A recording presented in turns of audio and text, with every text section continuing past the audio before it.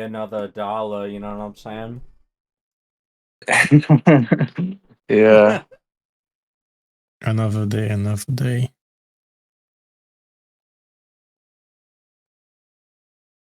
Sortino's building a deck.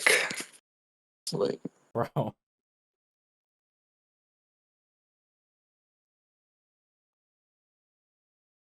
Bro, this guy's always doing something, man.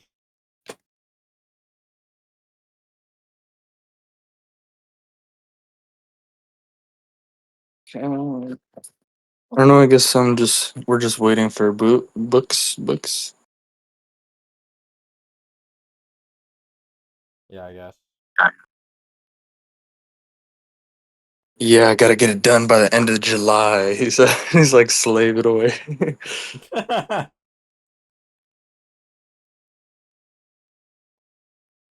Well, I wonder what it's for. If it's for like a school thing or what.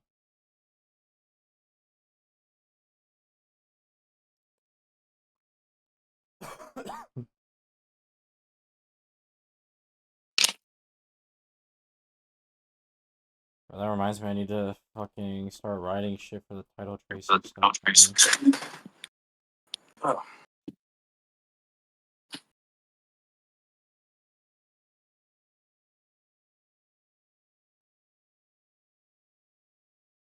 I've been working on, well, studying for the most part, but I've been working on what I call Rosen's genericity thesis. Genericity You know, thesis?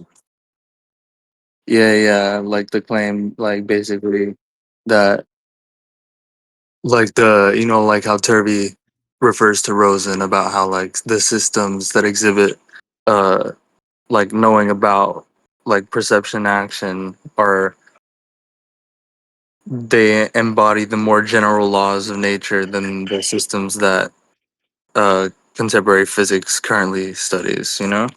Hmm.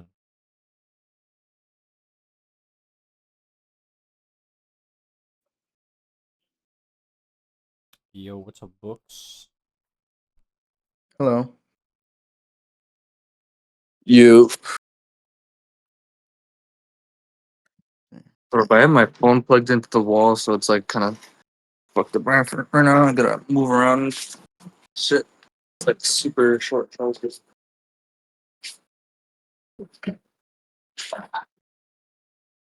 Yeah, what have you been working on? Or boots, books.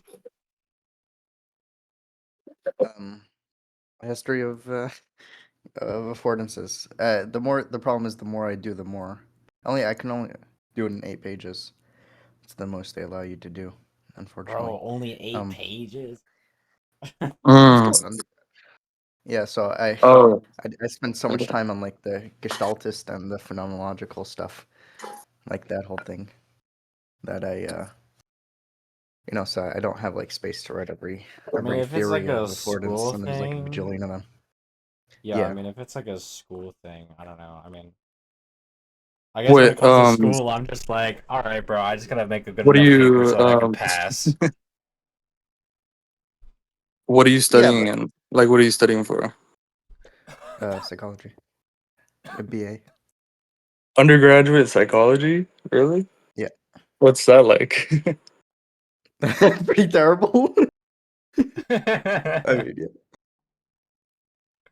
The reason why I joined the server was because like people were talking about psychology. I'm like, I didn't really enjoy the psychology that they were teaching me. So I'm like, maybe objectivism Okay. has like a better psychology. So that's why I joined. Yeah.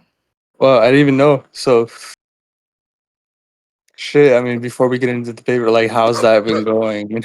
Have you been getting into sort of any debates? Oh yeah, yeah. I oh man, it's a lot of fun. I told people that the brain doesn't do anything, but whatever. Yeah, it was fun. My teachers Yeah. think I'm crazy now. So. Do you want to go into that?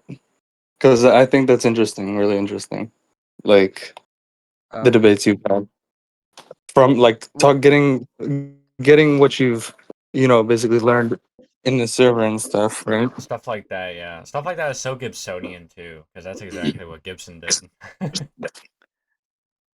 Well, let's. There's a whole bunch of things that I like. It's being a My radical. teachers. Yeah. One of my teachers is a Freudian, so I asked him how he could read, like, how he could read Freud with a straight face. Wait, And okay, so like, what kind of like, is that just like in general wherever you're going to school at? That's just the psychology that they have. Is just like, what would you well, you learn even different topics. describe it? Talk There's psychology, yeah, talk therapy. Yeah, Hmm. like talk that's therapy. generally that's yeah, when they're teaching you how to become a therapist, that's what they generally Really? teach you, right? Yeah, they teach you. So there's therapy, like counseling.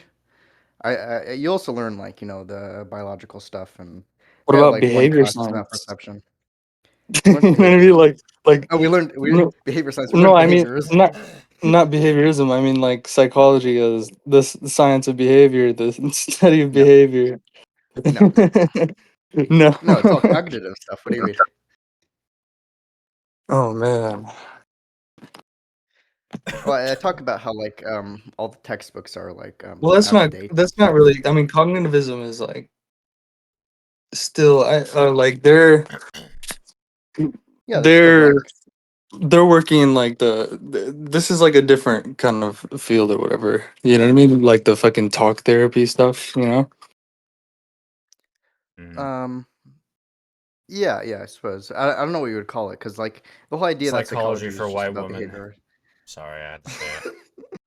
I mean, Yeah, I mean yeah. that's what people like because fucking the cognitivists have trivialized the fucking field. You know, trivialized their subject matter, right? And just What would you say totally. is the study of, like, the things that cognitive is study, not like memories, but like, I don't know, like mental acts, or I don't know what you want to call it. Well, what they study, they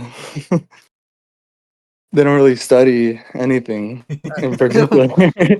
I mean, I mean, you I know, mean, yeah, but they feign as as a studying behavior, right? But what they do is they abstract away from everything that's real about behavior, and then they're like, this is where we need to be, you know. Yeah, they study also, like, they study behavior, like, only when it comes to, like, within social contexts. Like, that's when they start Yeah, studying yeah, behavior, yeah, yeah. Yeah, true, yeah. and then it becomes very collectivist, like, quite fast. Yeah. Yeah, it's fun though. Oh, wow. In I'm the the only one. social context, humans are social animals. Crazy. I mean, Yeah, I but wouldn't I'm say sure there's humans still aren't social some animals. there's no like where are you going to school? Where are you going to school? New York. New York. New York, but like where? I'd rather not say. It's a Oh, private sorry. college, if that makes a difference. Oh, okay. Yeah, I don't know. So they don't probably don't have such a rich or wide range of like options or courses or whatever, right? Um, it's pretty. Is it like a I did community choose my college? courses. Something? What? It's not a community college. No, no, private. Oh. Like, they don't really get very much money for What their are you courses. thinking about? What are you thinking about transferring to? You ever thought about transferring to what is it? University of Connecticut? Um, I'm not. I don't think I'm probably not going to continue in psychology. At least not in therapy. Not because I was planning on becoming a therapist Yeah. like 3 years ago. And um, you haven't looked into that? I looked into that I like have. crazy. Like I I have. thought I would. Yeah, they have the I'm not sure. whole like they have the whole PhD focus in ecological psychology. They focus on the physics of self-organization. Like they focus on all that stuff. You know what I mean? Um, Like the cool stuff. Like they have the I lab don't over know. there at University of Connecticut, and like they have the whole like department there where like the developmental psychologist guys, the Gottlieb guys are like right down the hall, and there's lots of Hmm. collaboration. with the perception action guys, you know, at CISPA. I was thinking about it. It's either that or I might want to Dude, work with Barry Smith. like you could be like my in, bro. You know what I mean? If you go there, 'cause you're so You close should go, to- dude. You should go. I I'm going. I'm doing the route of like the entrepreneur to start the business, and then like hire people from the University of Connecticut and like collaborate with them, like, correspond with them. You know what I mean? As of now, I've been studying for like also for quite a long time ontology, so like applied ontology. So I might want to work with Barry Smith. But if you need an ontologist, which you probably will, then you could hire me. Yeah.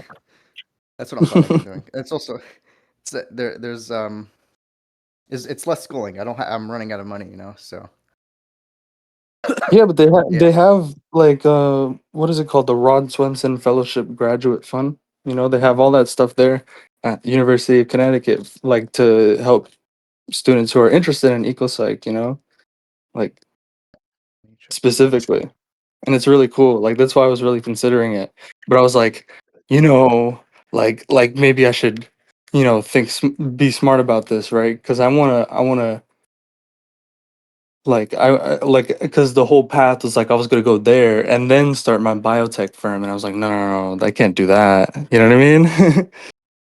I gotta Hmm. do the business stuff, focus on the business stuff, right? And then if doing that, I can just correspond with the people there, like establish some correspondence and stuff like that, right? Because I know what they're about, Hire them. right? I know what they're all about. So if I can just establish some correspondence, then I don't have to go to school there, right? I can get all the courses and stuff and everything. I can be like included in what they're doing, you know? Right. Do That's the plan. But I would have to, you know, make some connections there first. I was thinking of going up there to like get a tour or whatever. Yeah. Yeah, you should. You definitely should. What's it called? Yeah, you should. I think you should. You should go for like a year or something. You don't need to like do the whole thing, right? If the whole point is just making connections, you don't even have to go for very long. What are you talking about?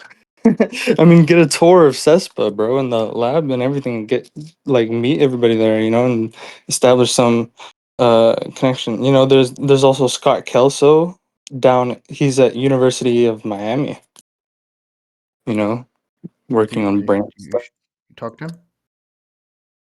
No, I haven't talked to him, but I found out that he was down there working on brain stuff, Hmm. coordination dynamics.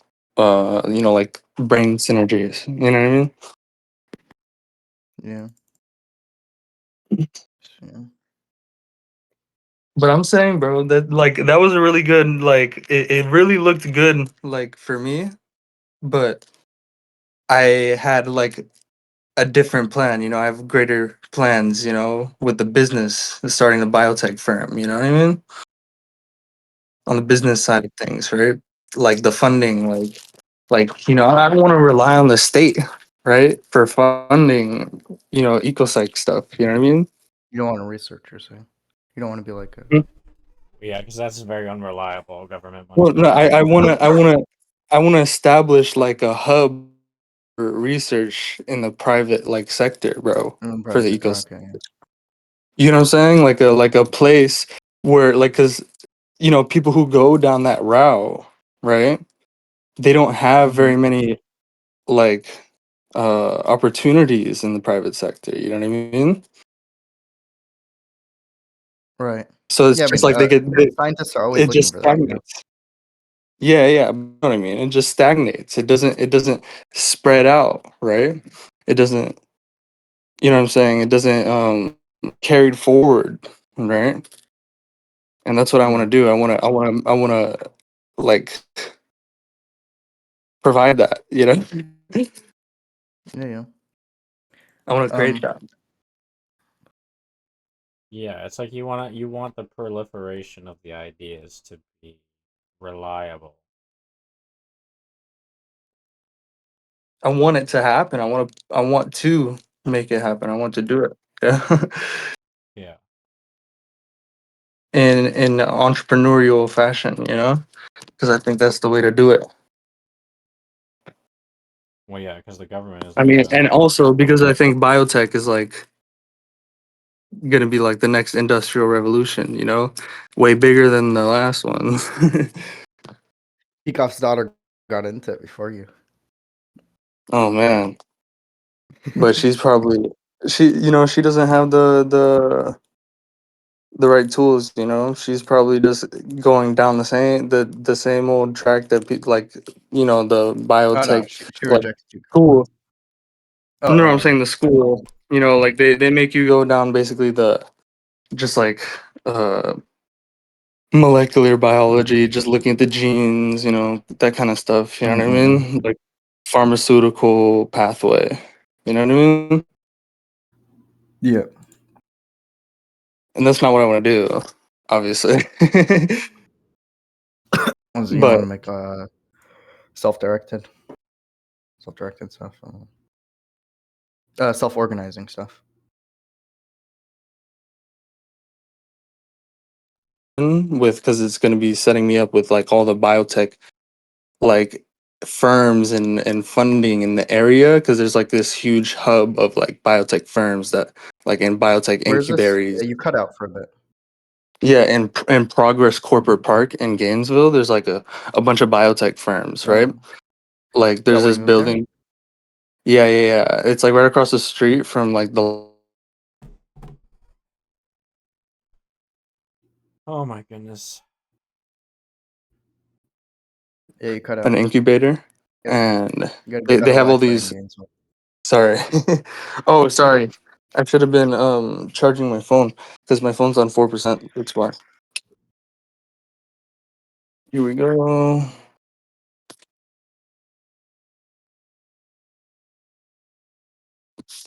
Do-do-do-do-do-do. Come on, come on, come on, come on.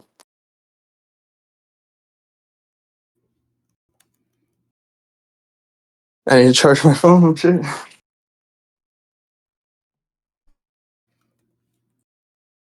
Okay. Give me 1 second, bro.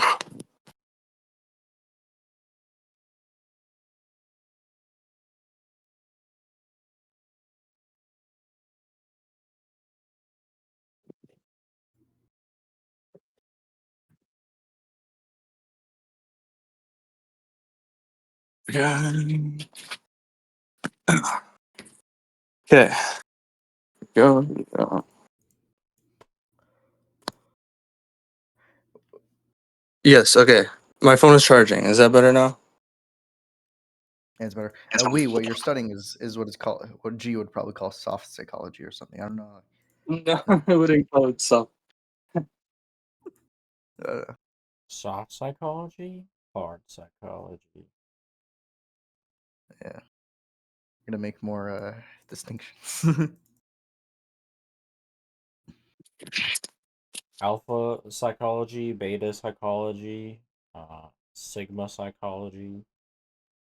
No, I mean it's like its own field, bro. You know? what, what It's field like is it called? it's informed by psychology, but it's also informed by other things, you know?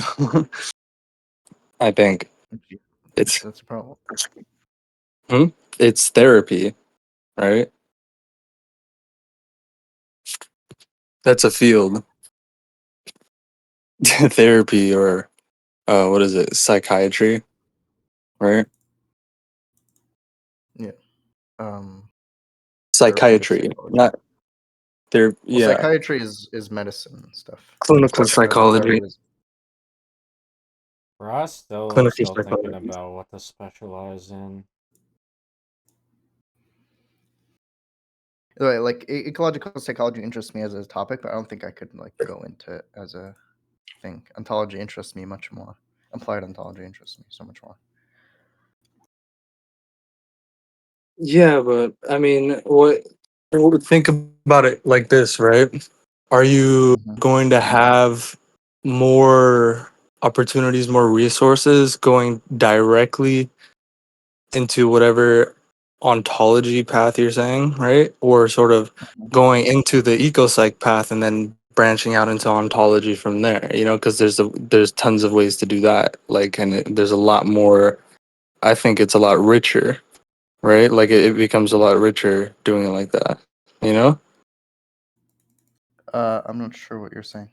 I'm not studying regular ontology. Specifically, applied ontology, which is like it's like a mixture I of know. like a computer science and Well, I know Barry Smith. He works on yeah, what is it yeah, called? very sensible. Geographic information. BFO. Oh yeah, he does that as well. Geographic. I forgot what the last letter of the acronym is. I know he does. GIS. Geographic Information Science. Is it? I don't know. I don't know. He does the topology of stuff. Yeah, but what I'm saying is that like all of the resources available, like and all the stuff that you can get by going down the ecopsych path. You get what I'm saying? What It resources are there? contribute like the all the resources at CESPA, I'm not as familiar with CESPA as you are. the Center for the Ecological Study Yeah, of Perception I know. at Yeah, I know. at Connecticut. What's the They have all the labs, like the department there, you know, like where they study the physics of self-organization, they study perception action, you know, they study behavior, right? They study development, they study all this stuff, right? Like, and it's sort of they have a bunch of resources there, you know, especially like they have like an established, you know, department at the university there where they get funding, you know what I mean? They get funding for their shit, right? And they have lots of like you know, conferences, right, where they bring researchers together, right? That's how Barry Smith got into it, right? Yeah. You get what I'm saying? And it's sort of like you can still like I'm doing, right? You can still collaborate and like correspond with Barry Smith and what he's doing, right? Like from the ecopsych, you know, circle or whatever, right? That stuff, you know? And you can that's like there's a more valuable like exchange going on there. You get what I'm saying? Hmm. Um. Like if you want to work as an ontologist, right? Yeah, that's what I You want to can do. Yeah. always do that. Yeah. You can like you can always do that still from the ecopsych like circle, you know? You get what I'm Oh, saying? that's what you're saying. Okay. Okay. 100%.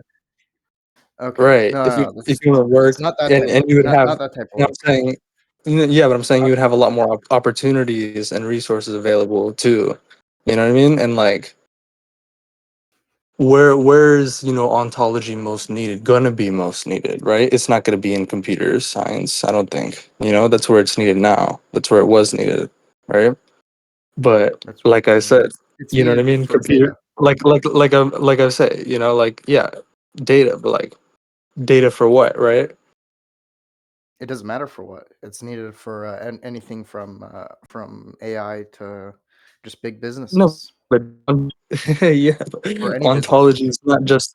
ontology is not just the data, right? It's how that data is organized, right? Yes, yes, I understand. That's what I'm saying, right? And Yeah. so, but the future, where's the future at? It's not in computers. That's what I'm saying. Like that's why I'm getting into biotech, right? It's in biotech. And I think Biotech will still use like computers, right? So, no, not really. It'll use computers for what computers are good for, you know, but we'll be developing technologies tailored to biotech. You know what I mean? We'll need to develop ontologies tailored to biotech, right? And we need to develop methods for developing ontologies tailored to biotech endeavors. You know what I mean? And all that stuff is like you won't learn it going down whatever the ontology path is, right? That you're saying you only learn it going down the ecopsych path, you know, and doing what they're doing, you know, with the physics of self-organization, right? And hmm the, you know, complex systems theory. right. I don't You get what see I'm why saying? I cannot. Yeah, I do get what you're saying. I don't see why I can't go down the ontology path and study, um, do it the other Well, way it's around about also. yeah, but I'm saying it's like which one you have to evaluate it. Which one gives you more resources and more of what you need, right? I like hands-on experience, you know what I mean, and Mm, hands-on learning, right? And like being like have like close like access like to the resources, you know what I mean? And you never like you can't think about it beforehand. What is like what I'm going to like what opportunities are gonna come to me, right? But that more opportunities might come to you in this area than another area. You get what I'm saying? Like that are closer to you. You know what I mean? Because of just proximity to them. You know what I mean? Like you're just right. like just like I'm up here in this biotech like hub. You know what I mean? That's why I'm here. I'm not here like to figure myself out or like to figure out what I want to do. I know what I want to do, right? And like that's why I came here. You know what I mean? So Yeah, I'm yeah. in closer proximity to, the best opportunities, the opportunities that I need the most. You know what I mean? And like I won't know what they are before they come, but they'll come to me more so here. You know what I mean? Than anywhere else. Is what I'm saying. Right. I get what you're saying. I still think that I I'm think saying think I'm about not it. I'm not yeah I'm Consider gonna it, think bro. about it either way. The difference Do between some that is I research don't want into to. it, bro. Yeah, Also, I'm going like to. I'm going to. do some research into what they got going on there at CESPA and like the like how you can get into it because I was doing some research and that's pretty like easy. It's cool. Like they have the PhD focus in ecological psychology, and you're already going into psychology and undergraduate psychology, so you already have a bunch of points towards that. You get what I'm saying? Yeah. You already done most of the classes I'm that you gonna need think to about it. do to get I through think that undergraduate stuff. And like they have a tailored like even as an undergraduate like your classes will be tailored towards going toward down the PhD focus in ecological psychology, that route, and like you'll have all the resources of the ecological psychology department, right? Like even as an undergraduate, helping you out like to guide your path and stuff. right. Yeah, yeah. The difference is that I don't think I will be content studying one subject, and this is another Well, problem. yeah, This is that's what I'm the way I saying. am. That's what That I'm that saying. that Yeah. ontologists get to go into many different Well, I, sort of I'm scientific realms and help thinking about organize it. the data, I'm thinking. right? Well, what do you That's what I think enjoy about doing. like ecopsych? Look at ecopsych. It's one, yeah, Ecopsych, that's one domain, like no, right? it's not. I mean, I it's a was mixture feeling of that. many I was domains, feeling obviously, that but from you. I was feeling that from you, and I was like, why aren't you getting into ecopsych instead, right? Because ecopsych brings you not only into ontology, but into everything else that could help better inform, your studies in ontology, right? Like so many other things, right? So many different areas. I mean, ecological psychology branches out into so many different places, right? I mean, obviously, but isn't it what really got you interested in ontology in the first place? of course, yeah, it is. Yeah, Exactly, I mean, right? yeah. You wouldn't I'll have have to even think about it. yeah, but like, see, like it's not focusing on one thing. Obviously, like if you look at what they do there at at CESPA, they're not like what you're doing in your undergraduate psychology course. It's not like that at all. You know what I mean? No, It's not like no, what you no kidding. traditionally think of psychology, right? They're really like studying what's important, right? The like I'm always talk about. We're trying to find the ecological psychology is all about finding the right physics and mathematics, right? That's appropriate to the facts of psychology for accounting for the facts of psychology. You know what I mean? Which is behavior, right? Yeah. I'll have to think about it. Right. I'll consider it. And that goes into many different areas, right? We need, like, if we're trying to find the physics and mathematics of to the facts of psychology. I mean, that's why I'm going into biotech too, because I want to focus on the mathematics part, right? Like, I mean, Rosen's stuff really, right? He's like Yeah. been the biggest push towards the mathematics part, finding the mathematics appropriate to the facts of psychology. Mm. You know, I biomathematics haven't read Rosen yet, so or I do know what it's about though. yeah, yeah. It's well, it's definitely really important for my um endeavors, right? But I'm planning to be like really immersed into, you know, what the people at CESPA are doing, you know what I mean? So like there would be even more opportunities. Like that's why I'm like talking about this because I'm seeing the opportunities with you at CESPA and me doing the biotech stuff, you know. Like I got a homie over there at Mm. CESPA, you know, from from day one before CESPA, you know, before that shit, right? Yeah. that knows what I'm about, right? So I don't have to, you know what I mean? You have to start. Yeah, start from scratch, establish that with the people there, right?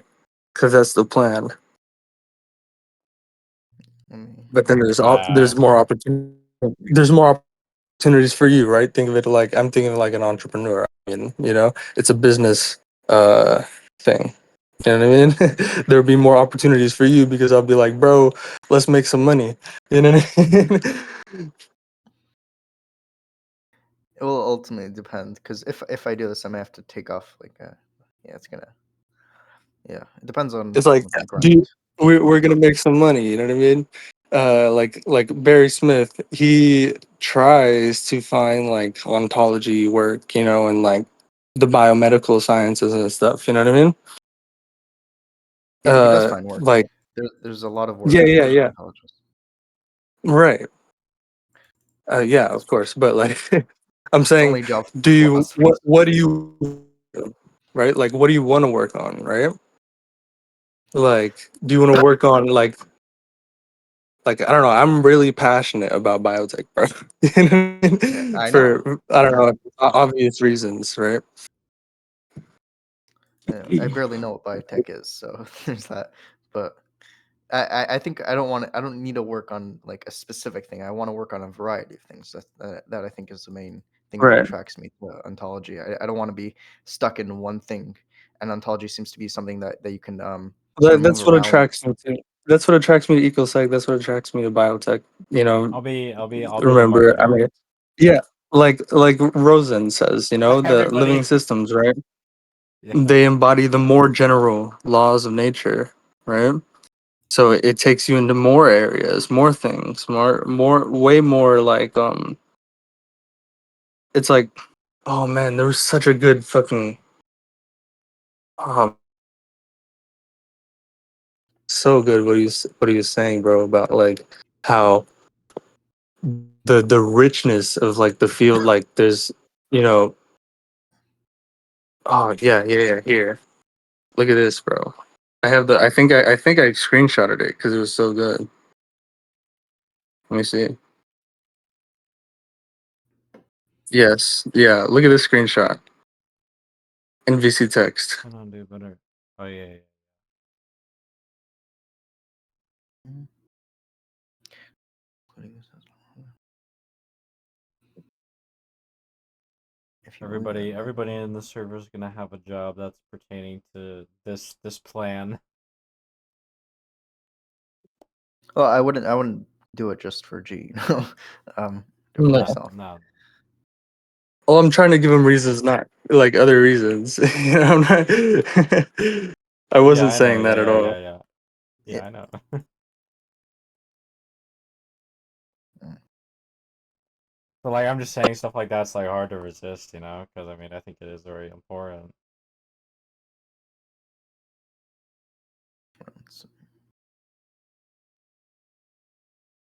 I don't see anything about this. About anything about like fellowships or stuff, or like grants or I don't know whatever. Looking, I was saying, look at the screenshot in VC text, bro. Oh yeah, no, I saw that. I saw that. But You saw it. Did you read it? I saw. Yeah. Um. mm,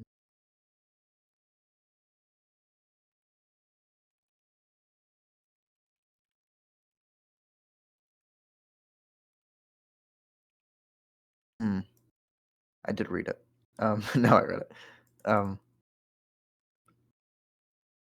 However, the field of biology is so rich and complex that one cannot visualize its being exhausted any time in the next 100 or 200 years. Hmm. I think like I don't know. Research in the biomedical domain is the activity of a young mathematician. He will be delving in areas replete with hundreds of new and fascinating problems of both interest and importance where almost no mathematicians have ever set foot before. So, I mean, that's what I mean. It goes to your point about, like, you don't want to be stuck in one thing, you want to do lots of things, new things, and I'm the same way. I'm exactly the same way. That's why I'm getting into this, right? And that's like why like that resonated with me a lot. That screenshot there. I was reading it from Rose and I was like, "Oh, bro, this is exactly like what I like puts into words exactly how I felt." Mm-hmm.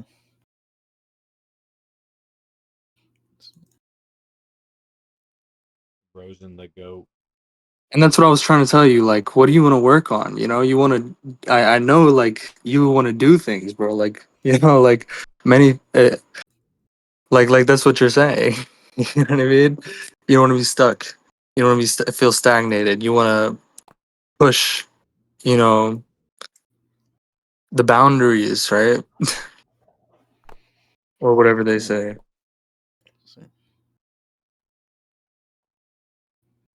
Push the bar.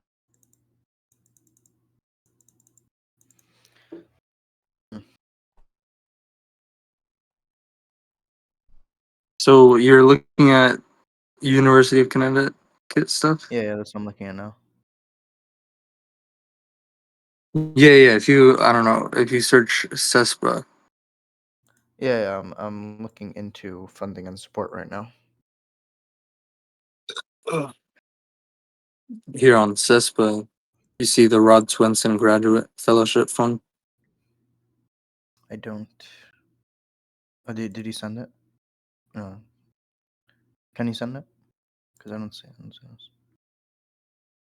Here, I don't know exactly what it's about, but I saw it before.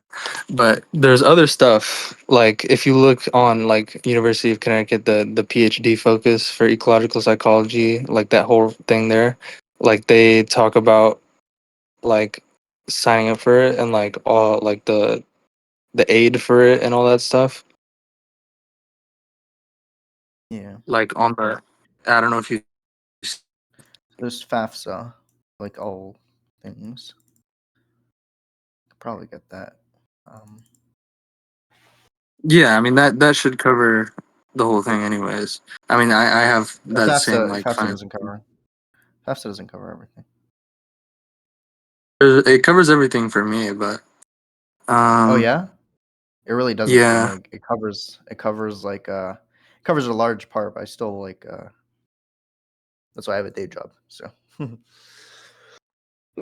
Covers everything in my classes for me. huh. There's business I think design. There's it covers like ecological. most. Huh. Here, the PhD concentration. Did you see this at UConn? Hmm. PhD. They also talk about the course requirements here, like here we go, curriculum.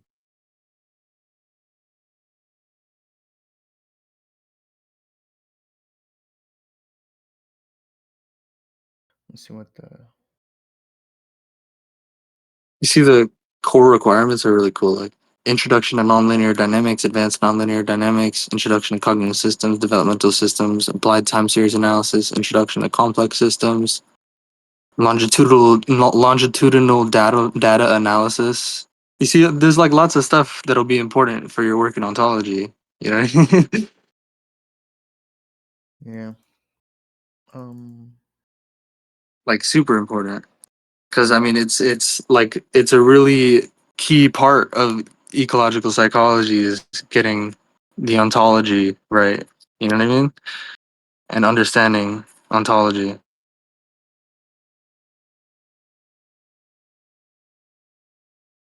Yeah. like in the research itself. You know what I mean? Like the researchers have to be ontologists a lot of Bro, the it would be time. nice. It would be nice if fucking Pennsylvania That's could what the do that. research methods, like the methods, like What Connecticut is doing. it's like the same methods that an ontologist uses, but like tailored to like complex systems and nonlinear dynamics and multifractal stuff. There's lots of that too. Kelty Stephen, he's still at CESPA and he works on all the multifractal stuff. Hmm.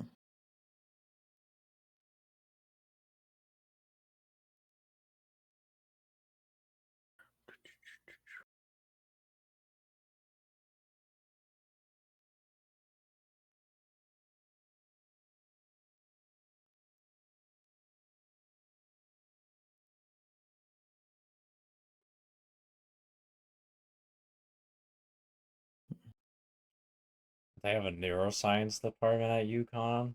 Oh boy. Yeah,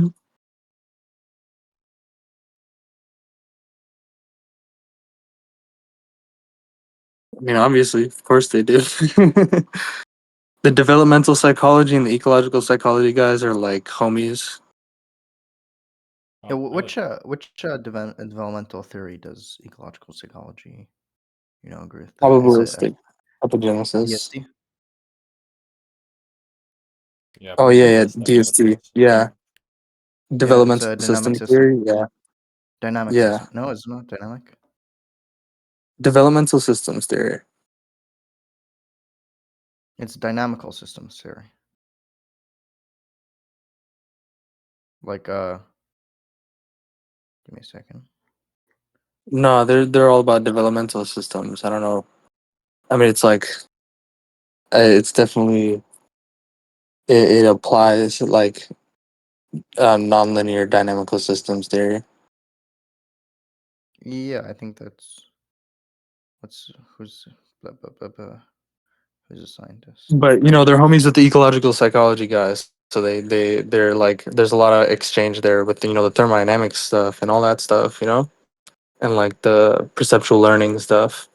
No, Uh, you're you know, right.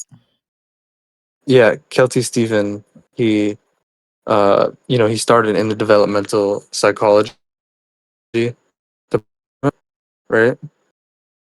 And he then he then transferred over to the ecological psychology department, but like like his advisor and stuff, like he got his advisor interested in ecological psychology, his developmental psychology advisor, and so now there's like a lot of collaboration and lots of like correspondence.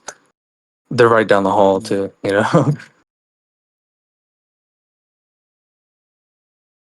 It's Oyama Sen or something like that. That's who Yeah, it yeah, is. yeah, yeah. I think it's And a he's she. got into he's Susan. into ecological. Oh, it's a she, Oyama. Susan Oyama. Susan Oyama. Oh yeah, Hmm.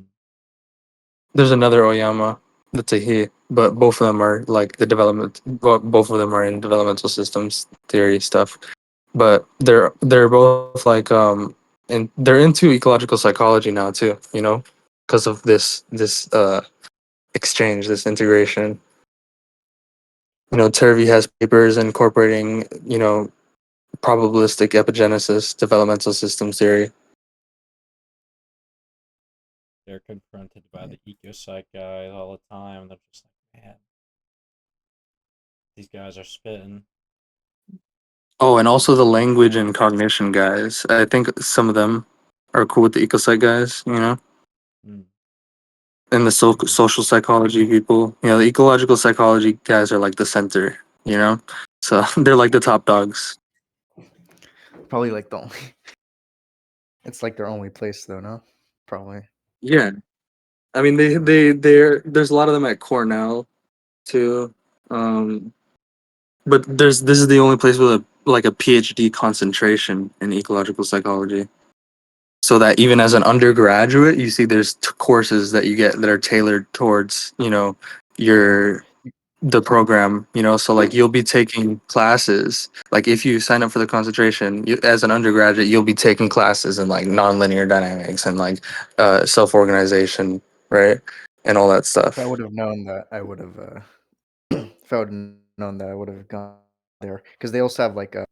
You could get an accelerated masters as well Yeah, yeah, if you do I saw that. research. Yeah, it's super cool. Uh, and that's why I really wanted to go there. But then I was like, no, think about this, man. I gotta, because I want to do the whole, the idea that I said, right, with the biotech firm, right, Yeah, and yeah. then sort of have a Still place don't in the understand it. Fully. private, place in the private sector for CESPA, like CESPA, like a hub for ecosec people in the private sector. And people from CESPA, you see people going through this line at CESPA, right? With all the like they're learning what I want, out of researchers in my biotech firm or whatever, They're learning the cutting You edge pay them to stuff. concentrate on specific things, Yeah, right? yeah. But they're learning the cutting edge stuff there at CESPA, right? All right. That's what I'm saying. That's the cutting edge, right? That's where biotech needs to be. That's what biotech needs to be focusing on, and it's just not, you know, not at all. So I want to bring that into biotech and then make tons of money because that's the cutting edge, you know. Biotechnology. Read this.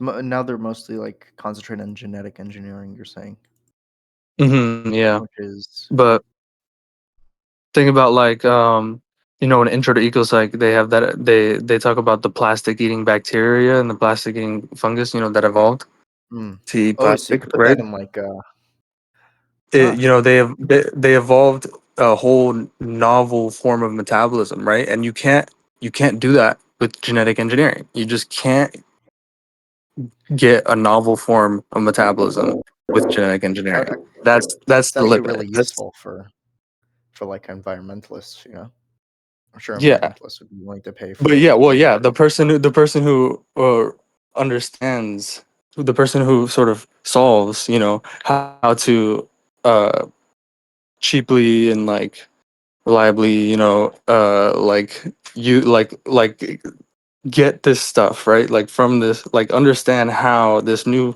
novel form of metabolism that metabolizes plastics, right? How this formed, right? Which is dynamics, right? Once you Mm, the person who exploits that properly is going to be a billionaire. You know what I'm saying?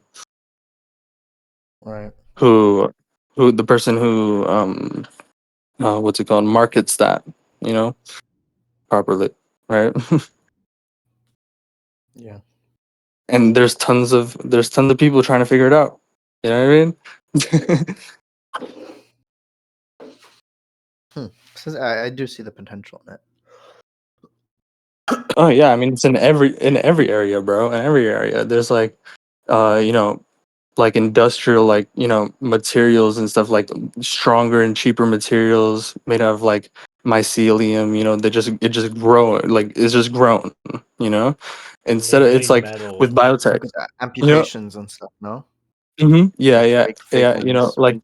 Like there's also medical technologies, like like a foam, or like like there's already technologies now that are not, like not really like. too informed by biotech. You know what I mean? Because biotech is not there yet, right? It's still in like genetic engineering bullshit, right? But there's technologies like foam or gel, like to like stop bleeding. Like in an open wound or whatever. You know what I'm saying? Mm-hmm. Like you just put it in there. You just like spray it in there, right? I thought there was like a And if Israeli like thing. yeah, but that's just like that's not it's not informed by bio. It's not like organically, you know, not an Oh, organic it's not thing. You know what organic. I mean? No, it's just like foam or gel. Like some sort of poly plastic thing. I don't Mm-hmm. know I wonder if whatever foam or gel is made out of, right?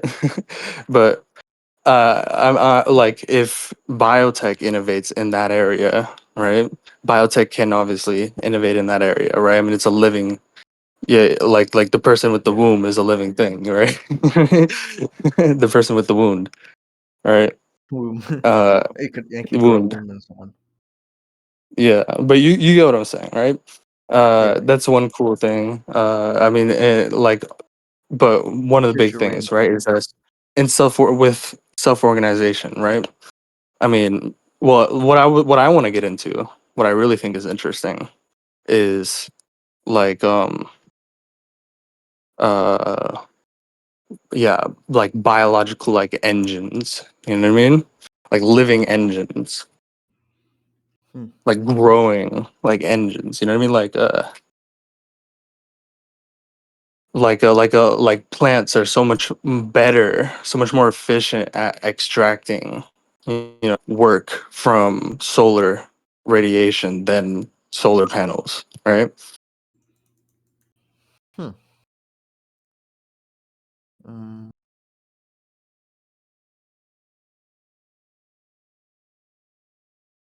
Yeah, yeah, yeah. I'm thinking about yeah. But that's just an example, right? But it's like instead of having to construct things from like smaller parts, right? With self-organization, right? It it's about sort of controlling or like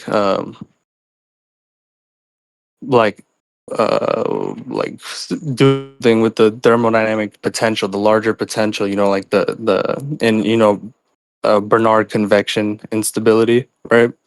Where convection cells form, right? When the temperature difference becomes large enough, right? it. Not familiar with it, but okay. Continue. Yeah.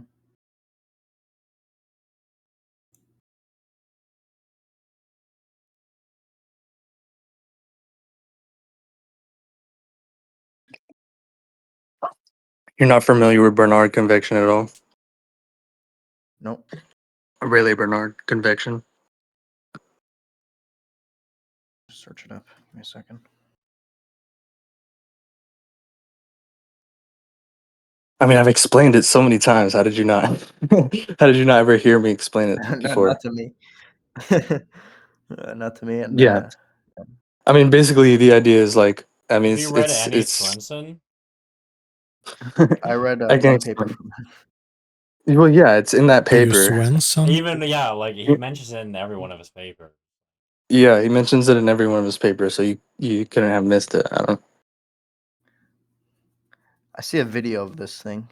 It just looks like cells. It looks like Yeah. So you basically you heat a pan of oil, right? And conduction is a matter of like just particle to particle collisions, right? Like billiard balls, right? And mhm. and so when the like that's just what's happening in the oil, right? And so when the temperature difference, right, between the air, right, and the heat source, right, becomes large enough, right, then the conduction is like it's not uh it's not fast enough, right? It doesn't transport heat fast enough from the heat source to the sink, the air, right? Mhm.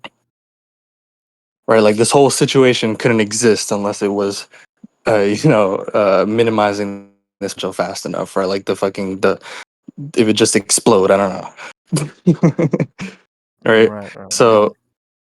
So once the temperature difference becomes large enough, the oil, right, in the pan self-organizes into convection cells. Convection works by, um, hot air rises and like cool air lowers back down to get like it to heat up again and then rises. You get what I'm saying? Mm. That's what these convection cells are Yeah. doing. Okay, okay. It's so okay. So, you know what I mean? I'm looking You know what I'm saying? looking at pictures of it. Yeah, yeah. I see what's Yeah, happening. yeah. And it's like they're not being pushed around by other molecules. They're flowing, right? And it's like, um, what is it? What up?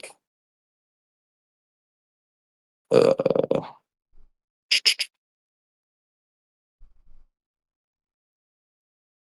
I'm trying to search in the chat here because I said it in the chat or like some other time in the chat. Convection.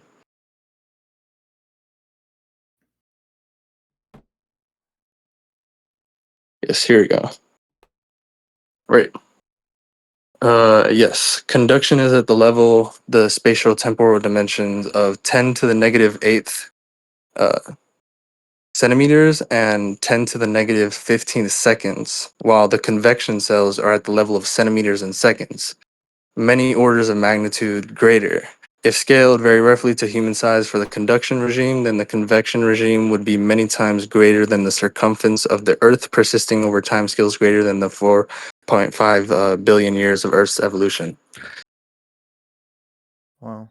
So, yeah, just the space time scales of like, particle to particle collisions and conduction, and then the convection cells, which are like, they're observable, like they're like these Yeah. like cells, you know what I mean? Yeah, yeah. And Okay, so so how do like you utilize them? yeah, but you see what I'm saying, right? Instead of Yeah. constructing, right? Constructing something out of smaller pieces, right? What we're doing is we're playing with the potential, right? And then it self-organizes itself, right? Into Okay. convection cells, and you'll see, right? There's lots of things we can do with this. And lectures on talks a little bit about like um here we go. This is really cool. Yeah. Look in lectures on perception and lecture 20. Mm-hmm. Are you there? In lecture 20? Like scroll down to, like you see the hexagonal patterns and stuff like the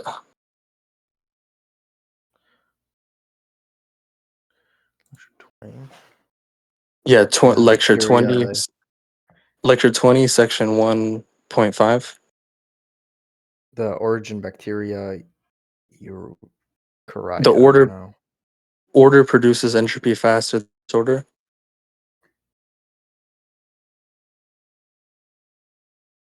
That's the section title. Order produces. Oh no, so I'm not there yet. It's on page 323. Oh, brother. Okay, okay. PDF page, not the paper page. Oh, brother. What's a pessimistic idealism? Oh, yo, what's up? Hey, We're just going over something really quick. cool. Just driving. Yeah, it's lecture 21. It's not No, lecture lecture 20. It's lecture 20. Well, lecture 28 ends at page 315. I said the PDF page, not the paper page. Yeah, we have different. 323. What? 323. Okay. 308 on the paper. Okay, yeah, 308. Yeah, okay. Yeah. So Surface. here, yes. I don't know if you want to just skim through this section. I guess you can read it really quick if you can. We're going to figure to big It's surface this section tension. and the next section. Yeah. STD, very fun. Burnout convection stability. Surface tension driven. Yeah. For example, self-organizing fluid system. Panel shows a transition with increasing temperature from no platforms to hexagonals. Physically, the transition is one between conduction and convection. Conduction is local random interactions among molecules that are manifest macroscopically as motionless fluid. Convection is a matter of molecules involving moving collectives. An impression can be gleaned from the two middle panels. The depicted fluid shows. There's also some footnotes that are interesting. By the way, it's like and it keeps. There's so many footnotes in this section. Yeah, the footnotes are kind of interesting. By the way. Okay. Often referred to as the of that bank. Figure schematics, the self-organization variant of the STD Bernard convection stability experiment. Self-organization proceeds from region 1 of no platforms, to region 2 primarily of hexagons, to region 3 primarily of squares. As can be seen, the heat flux increases across 3 regions. Because the heat loss transfer by the cellular pattern slows down the increase of temperature. Hexagon cells slow down this increase. Sure. That's right. Ratio going is consonant with the hypothesized fourth law. For a given system and a given condition of thermal flow, the organization can produce the maximal state of entropy production, energy quality reduction. For the given circumstances, will self-assemble. Let's say glooms. Else. Can we unpack it? We can take the opportunity. It's intuition about tinkering. Examples that follow tinkering amounts to manipulation of boundary or auxiliary conditions. Though they are human manipulations and the capacity of experiment is not too difficult to view them as for eventual occurrence. Fourth law perspective, they would be used as cases that are opportunities of mistaken made of measure. Tinkering in one case. Clogging the surface when it was being heated. Figured. There's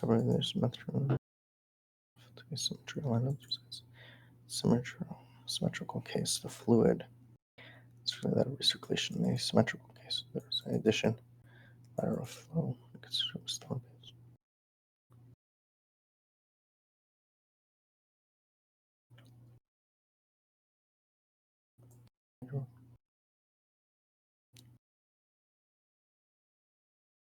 And the next section too talks about some more interesting things we can do with it.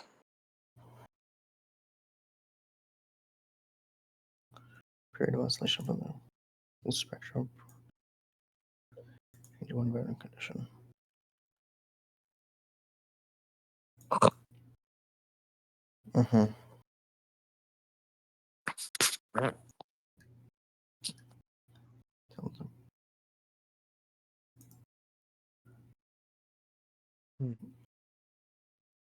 Biological entities that are specific to the free aggregate.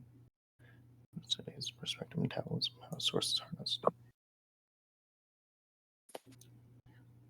Species coexist in the same habitat just on the basis of niche differences, behavioral differences. How subtle the niche differences might be. In brief, ecological realism is realism defined it as nature's ecological scale, in niche specific way.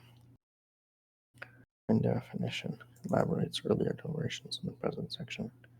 Holds for 6 kingdoms, regardless of whether their members stay in place.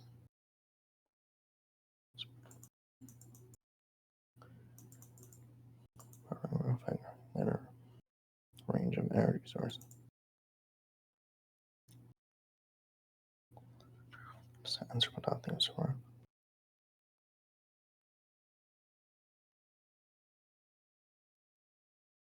range plays lead role in terrain.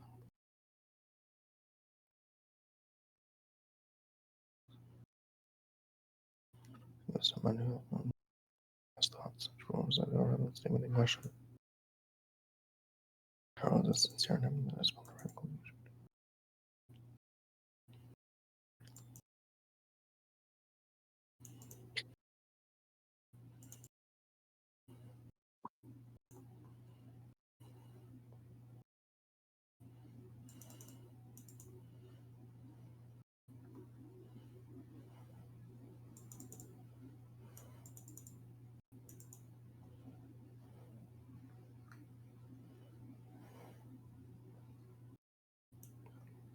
Local.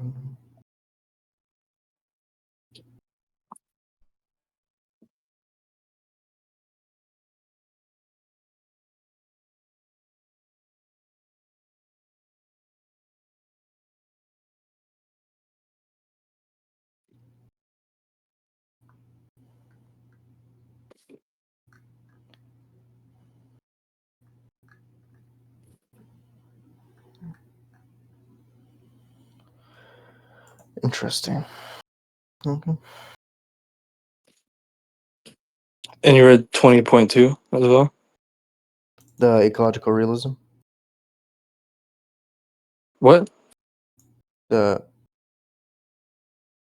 Tinkering again. Yeah, I read that. Tinkering again. Yeah. You saw the Yeah. stuff about ratchets and whatever? Yeah. About it forming into ratchets? I forget what it's. It talks about clocks. Yeah, clocking and A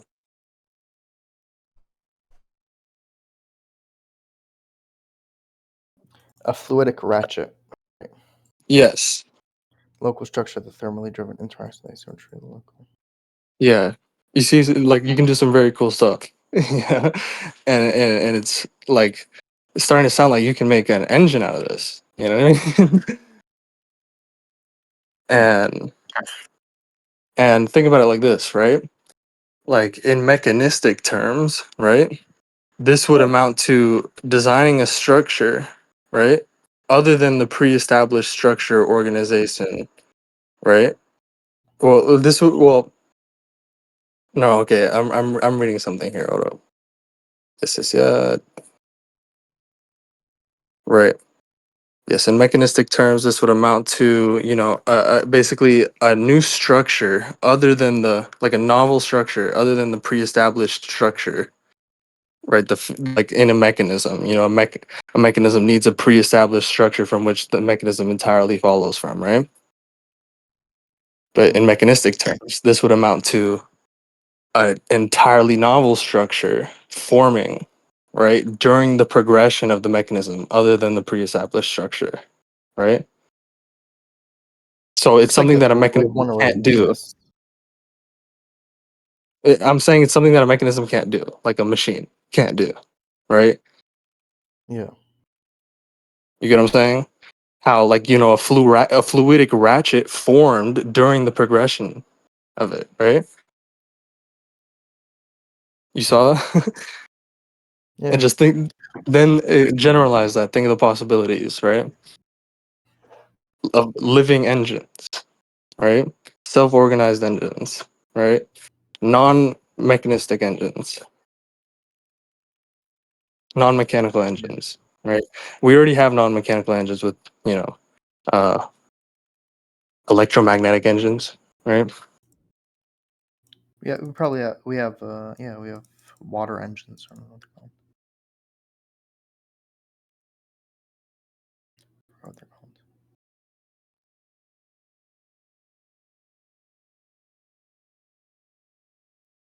Well, I mean, we definitely, it's definitely, it probably involves some sort of electromagnetic, I forget what it's called.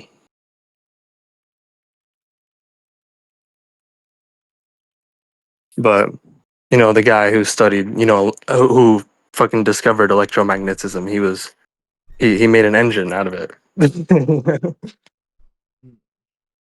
Yeah.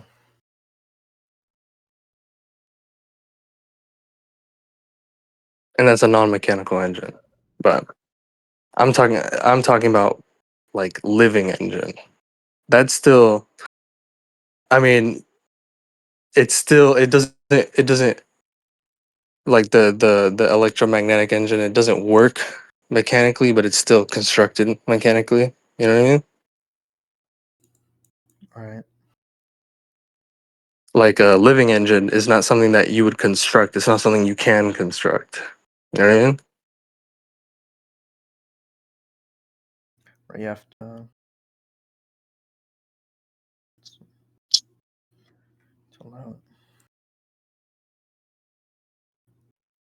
And what I mean by engine, I don't mean by engines and cars. You know what I mean?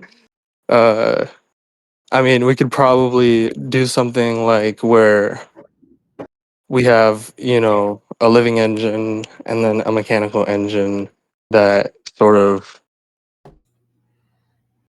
like the living engine produces, a larger, like in minimizing its potential, right? It produces a larger potential, right? Which then the mechanical engine uh, works to dissipate, right? Mm-hmm. You can do something How like that. right. So what would the mechanical engine be used for? Hmm? Huh? No, Sorry. I'm What would the saying living the for fuel. Gas. For producing fuel. Coal. The Nazis used a method to convert coal into oil, Mm. but it used more energy than it made. So Right, that's the right, loss. right. Yes, yes, but like a living engine wouldn't. It wouldn't, produce more. Like it wouldn't require more energy, right? Than it produces. You know what I mean? Yeah, Right. I see what you mean. Like in this sense, if we use it right to sort of just because in minimizing a potential, in producing entropy, what that means is just it's spreading out energy. Creating a larger potential that requires more work, right, to dissipate, Yeah. right? You want to And that's somehow utilize as much as possible the energy released from yes, the loss from the conversion of a high energy potential to a right. low energy potential. And I mean, like think about it, like, well, what do we even, fuel our engines with now? It's stuff that's been produced by organisms, living things, Yeah, right? like oils, I guess, Yes. right? Yeah, they're all organic. Yeah. Yeah. We can also go we can, what do you call it? It's the So bonding it's energy. basically like Binding living energy. system. Mm, yeah. We could break down atoms. The binding Right. energy of hydrogen. Oh yeah, yeah, Um, yeah. Living systems yeah, are great at that. Great at that. they Like, are. yeah. You said What do you I'm think? talking about the binding energy. So like the amount of energy that is released when you break apart or fuse atoms together. Yeah. What do you think? Or like that's what life did at first. Like they linked the virtually limitless source of like energy from the sun, and then like the virtually limitless source of I forget what it was, like some chemical in the water. You know what I mean? Yeah, And then they the just linked the two. hydrothermal vents. Yeah, yeah, yeah. Right. Yeah. I feel like that's the future of energy though. Like you don't need the sun, you don't need like any other thing. You just take matter as it is and you either fuse it or you break it apart either through fusion fission. Hello. Uh hello. Sorry. Yeah, I cut out. You were like, you don't need whatever, and then I cut out. I say you don't need like the sun, you don't need like already existing biological fuel. You just need the atoms themselves. I think it's nickel Yeah. 40 something 54. Nickel 54 is like I think it's the most stable element or isotope that exists. So anything that's not nickel 54 or like iron something, I forgot what it was. 48 iron 48. I don't know what it was, but you can bring all atoms through fusion or fission closer to those, and it will release the bonding energy that is stored in the atom. Mhm. So that's the idea Yeah, and, behind nuclear and- fission and nuclear yeah, and I'm fusion. saying living things do that without having to like sort of like you know how much energy is required to split the atom, you know? Wait. You said that you're saying Hello? that you're saying that living things can transmutate atoms. Yeah, they do it all the time, bro. They only do it through like radiation, really, like spontaneous radiation. What do you mean by that? You need a slow neutron to break apart certain nucleuses for the atoms. Oh no, that's just for fission. I'm stupid. Never Yeah. mind. No, Yeah, yeah, just I mean yeah. it's a matter of well it it's kind of hard to explain, you know? Like but what you were saying, you know, we don't need the sun, right? Like what did you mean by that? That we already have a lot of potential energy with Mm, between the strong bonds between the strong force bonds between the atom, the nucleus of yeah, the yeah. atom. No, yeah, before the sun, before yeah. Like the energy locked in atoms, right? Yes, the binding Is on energy. a is on a time scale much larger than you know, our solar system, Yeah. right? But like Yeah, and the energy locked in like, you know, like oil and coal is like on a time scale much yeah. less than that, right? Obviously. Yeah. Yeah, and the thing is with entropy, eventually most things or like almost all atoms would transmutate towards the most stable the most stable nucleuses, the most stable isotopes that exist. So you're just going to be like utilizing the potential energy that exists already in the atoms. Yeah. Yeah, But what I'm was the saying original topic? I was interjecting. we're talking about living engines, you know, like in Living biotech. engine? Oh, you think Yeah. that living engines can transmutate the nucleus of an atom? Um, well, I'm thinking we already do, you know, humans do it, obviously. Yeah, well, I guess so. Through like radiation, right? Yeah. Is that the only way? Well, I haven't looked too much into this, right? So that's why I'm like very short shrift right now with. Oh, okay. My bad, my bad. You can keep going with your topic.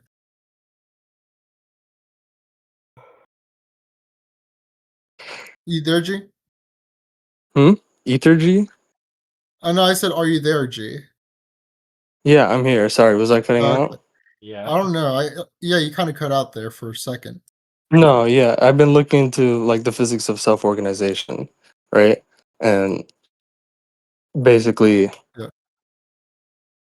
how we were just going over how, you know, even with just like with I don't know if you're familiar with Bernard convection instability, you know, I Bernard have convection cells. I have no idea what that is. I know what convection is. So instability, yeah, sure. Oh man, I don't want to explain it all again, dude. That's fine. I can leave, so I'm not a problem. Okay, I mean, but we were talking about some cool things. Um, we did talk about how, you know, plants, right? They're like immeasurably like much more efficient at extracting work from solar radiation than solar panels, right? Yeah, I mean, well, the thing is like Or solar generators. they Solar kind of generators. use they use a lot more like what we use with solar panels. That's more of a diode, so that actually takes like Mm, the what do you call it? So is the photons turning on the diodes on the solar panels. So it's very different from how yeah. a plant uses it. Like they're not at all the same, so it's kind of weird to me. Like why we're not doing something similar to how the plants are. Yeah, yeah. No, but there have been like sort of there's been some work recently on um like upgrading solar panels with like organic materials like uh I don't remember exactly what they did, but like there was some cool stuff there with like making them much more efficient.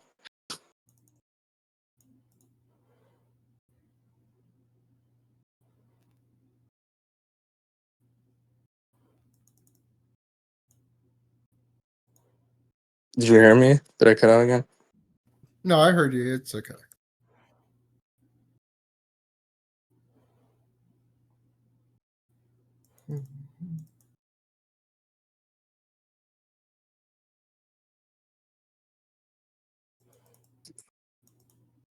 But yeah, anyway, what were Yeah, going on with organic solar cells Okay.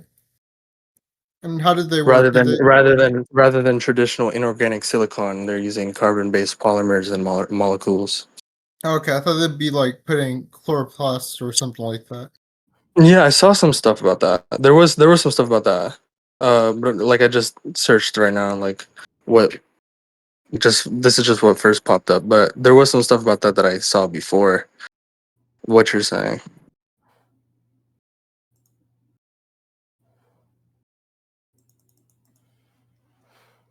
Yes.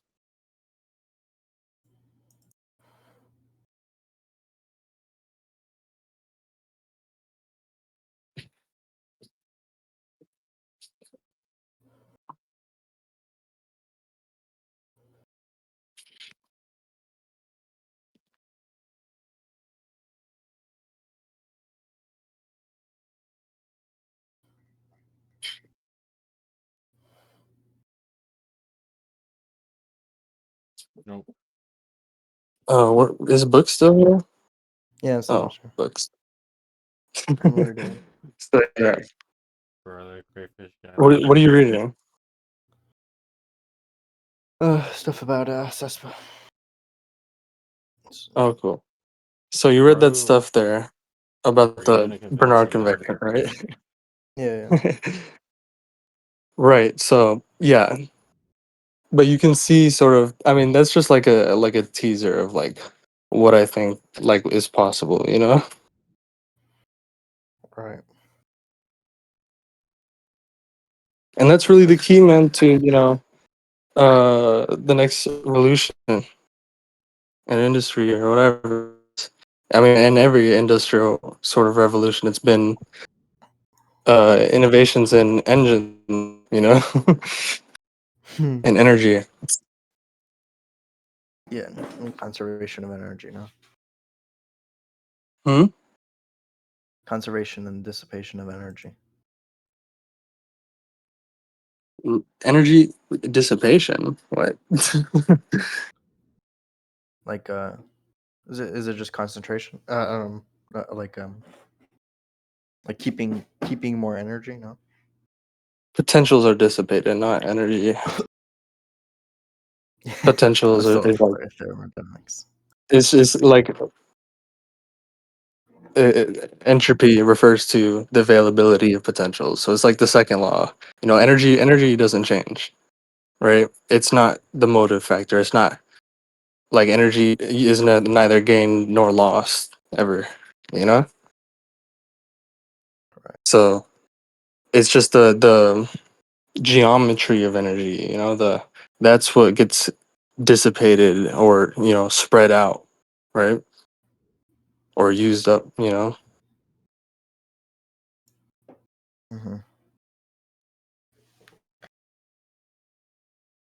Essentially, you're creating conservation of energy is really just the destruction of one difference and the creation of a difference of at least equal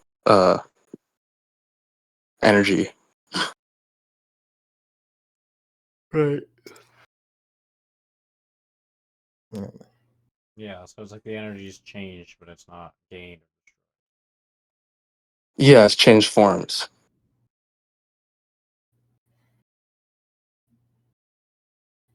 Mm-hmm.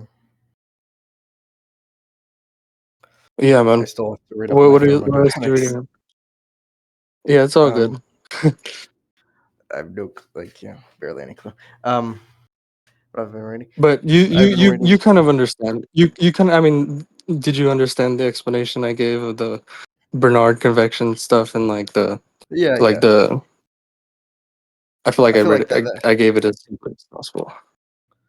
Yeah, I understood that. Like, I basically understood that. I feel like that's like the Bernard collection that I would like, see in some like random museum, like because that's so like sort of accessible. Yeah. Be like a good starting. I don't know starting, but good way to explain Well, something. I definitely well that's why Swenson uses it, and like I that's why I use it whenever I try to explain like, oh, what is biotech for? What are we gonna do with biotech? You know, I try to use that as like the starting point. Like here, look, self organization. That's what you need to have in like in view first. Like and we need self organization, and then see the like see the what's the possibilities of self organization. You know what I mean? And that's what biotech is all about. Hmm. So, You said yeah, that's I'll how definitely have to look into more. you said that's how biological essentialism works, or what was that term? What was the thing No, you that's said? what biotechnology is. Oh, I see. Never mind. Yeah, but it's what I'm getting into, the field I'm going into. Interesting. I've been reading the book Philosophy of Affordances. I think Uh huh. by the Spanish guy. It's good. Oh yeah, Oh, let's go and over your paper. Sorry. oh no, my paper. No, it's not. I'll send it in once I finish it. But Okay. so yeah, it's I not done wanted to yet. see what you said about the history of affordances. And after, let me first finish it because it's not done yet. So What's the? Can you give me like not a polished. summary? Well, I start off with explaining why, explaining sort of the traditional view, and then explaining the sort of some problems with it, and then I explain Mhm. affordances just like in like more general terms.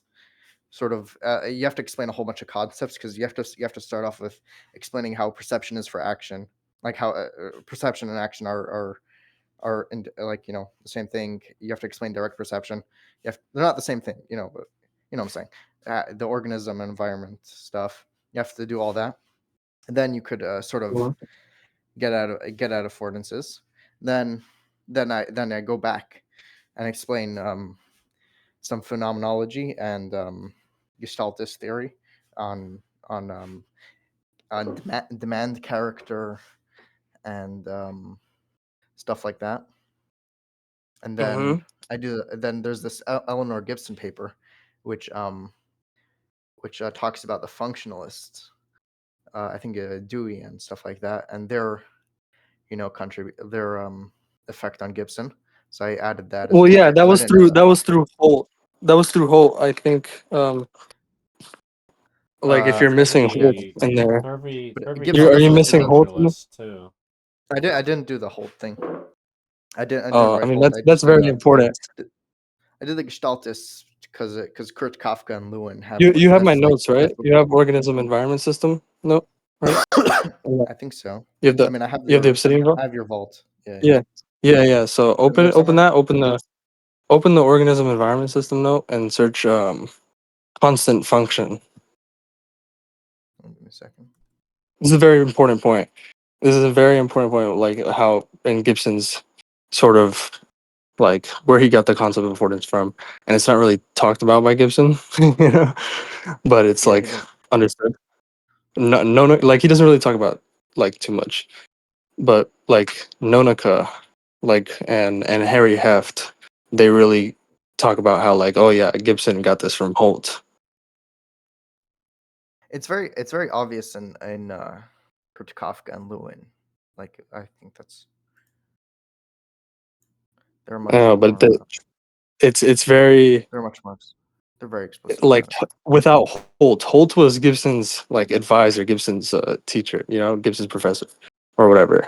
No, Gibson's advisor, right? Yeah, Gibson's mentor, right? That's where he got the stuff from the functionalist from is through Holt, you know. yeah, But yeah. It's like What was the note called? Kafka didn't.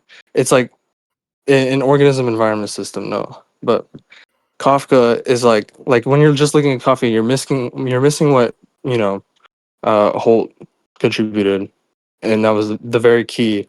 What Holt contributed is exactly what made Affordance is so central to like scientifically, right? Like in the approach, right? The ecological approach, like what we're trying to sort of talk about as scientists, what we're looking at as scientists, right? The right degrees of freedom, right? Right. That was very key, you know? Mm-hmm. Like without Holt, Which affordance wouldn't be what like the concept it is. You know? That like as like in Gibson's research program, you know? Mm-hmm. Yeah, I didn't read. I started reading Heft, but it's a very big book, so I sort of put it off. um, What do you guys think of John Dewey? I mean, he was a What do you mean? psychologist. So it Yeah. depends, like if you're talking about his psychology or his Well, yeah, because philosophy. obviously, like, pragmatism gets like a lot of shit, you know. Hmm? Well, pragmatism as a philosophy, um, Yeah, I guess it's like depends what's like the distinction there, since like obviously ecological psychology gets its influences from Dewey. No, yeah, objectivists from like James. Yeah, from James, Rand Uh, and um, and Binswanger. They also praise James. yeah, but I think that most of what Gibson got from James is from later James, or a lot of it is from Yeah, later James.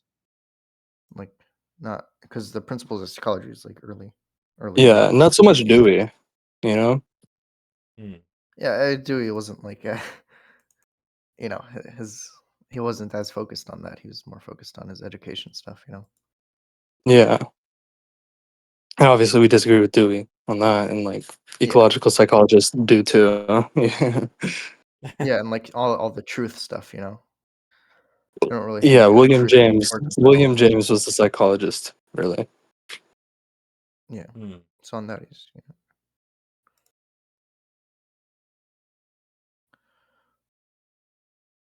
and he said Holt was William James' student, and Gibson was Holt's student. yeah, but Gibson taught with like in the same school as Kafka and attended his lectures, I know, and I know. yeah. I'm saying like Kafka, like where's that quote? There, I think I have a quote of Because yeah, more I remember Gibson. whenever I first like I think I like Googled ecological psychology for the first time, and then like yeah, I saw it was like oh yeah, like it gets influences from pragmatism, and I was like oh that's weird.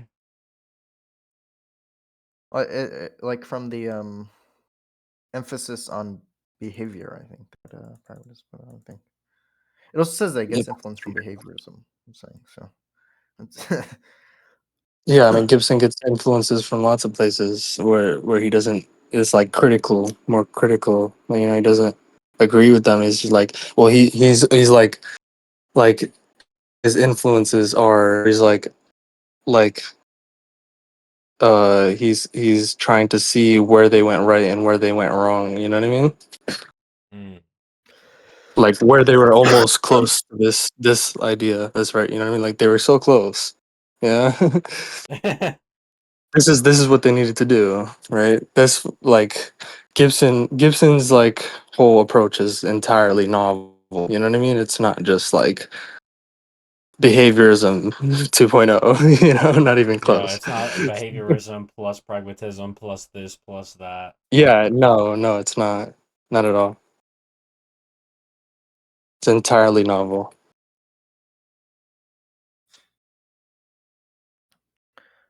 what's the name has Did you what's search the in name? that note? Constant function?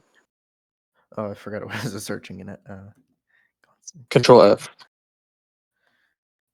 A constant, okay, I found that. Total amount of energy always remains constant, and so following the overarching symmetry condition of the second law, differentiates unitary No, elements. for past that, wherever it's talking about Holt. Let's see, this is 8. Nonaka? The Brillo and Yeah, Pervasive. from Nonaka, yeah. Uh, since affordances as a potential concentration of a conserved quantity, No, nested. like that's like my own note. Like I was just integrating some stuff, but like where like you'll see around it's talking about Holt, like history and stuff like that, like around there. Like if you keep going through like the mentions of constant function, you'll find it.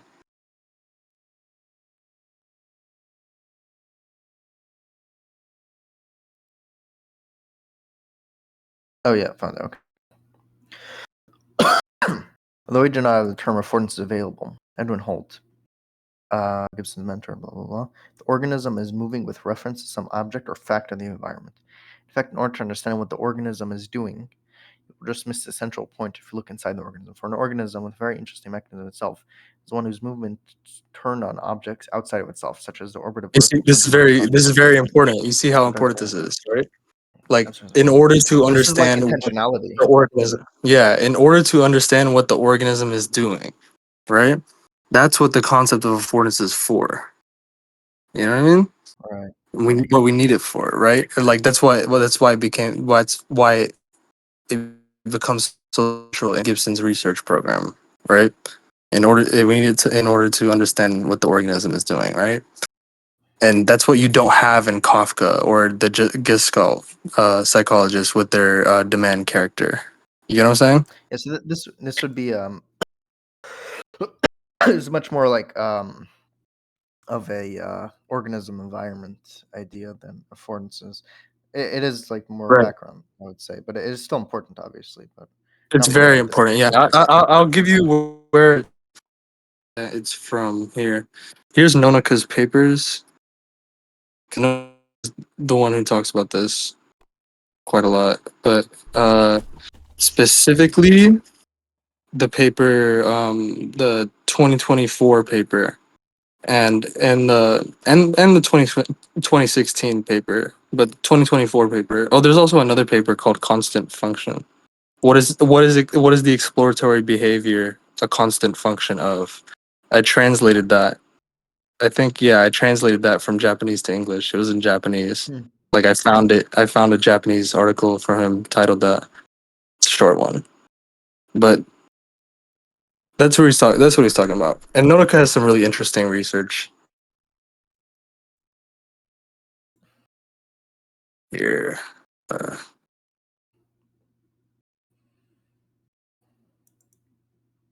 Post an interview from Tetsushi Nonaka. It's cool.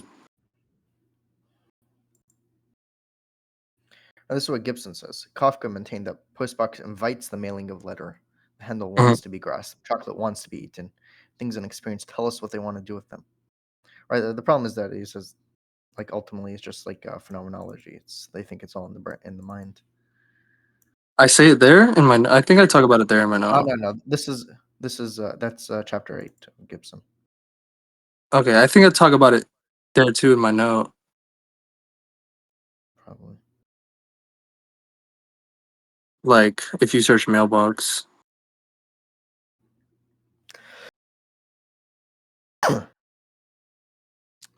I mean, so I think I've seen. I'm also middle of reading. What's his name's uh, Anthony Camaro's book on phenomenology as like a book called Introduction to Phenomenology, I think, where he Huh. talks about where he basically I haven't read it yet, but it looks like he I maintains haven't that read that. like what you I haven't read haven't it? read that book either. No, I haven't.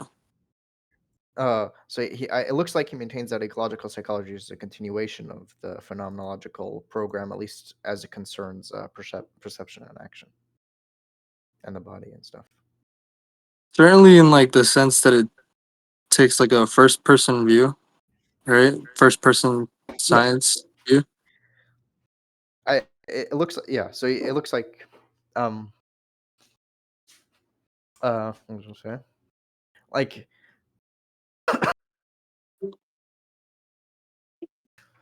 Well, what the fuck? I don't know how to word this.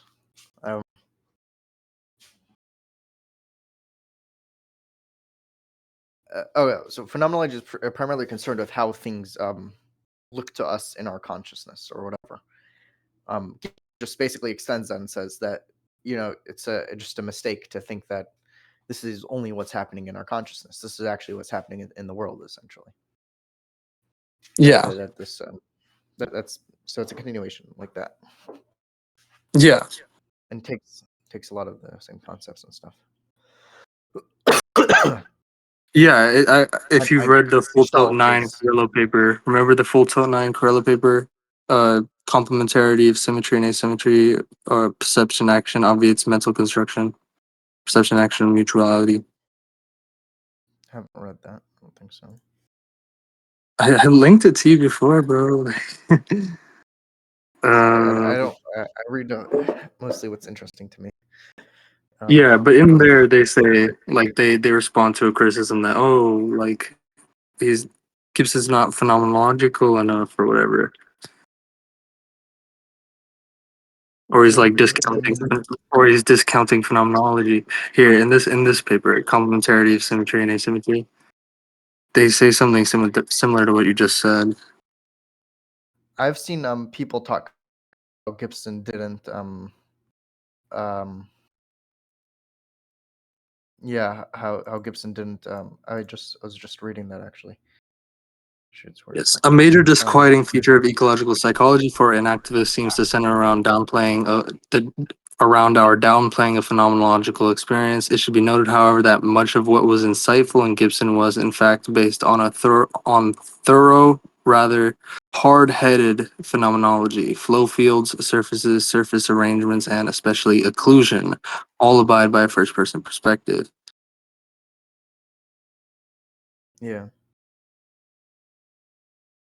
Here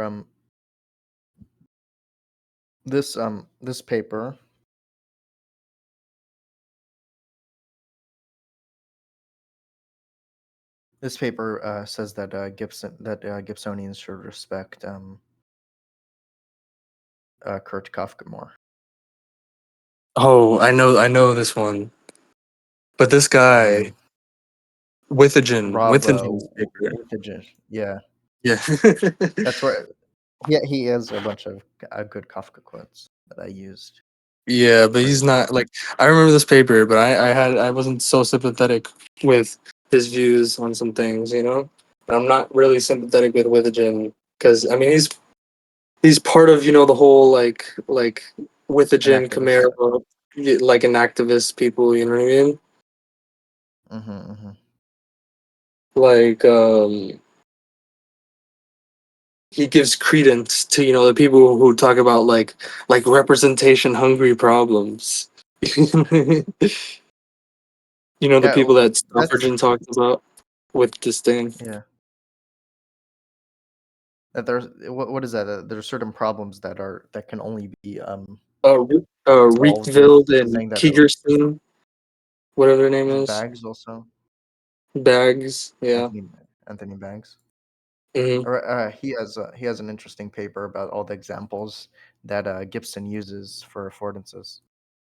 Yeah. And that's the only thing I read from him.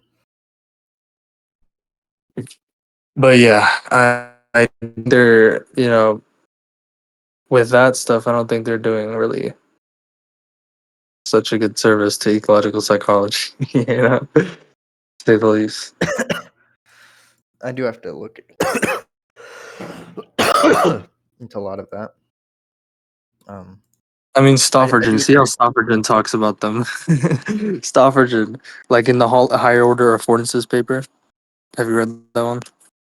yeah, He talks he about does them talk in about there, like with quite a bit of disdain. yeah.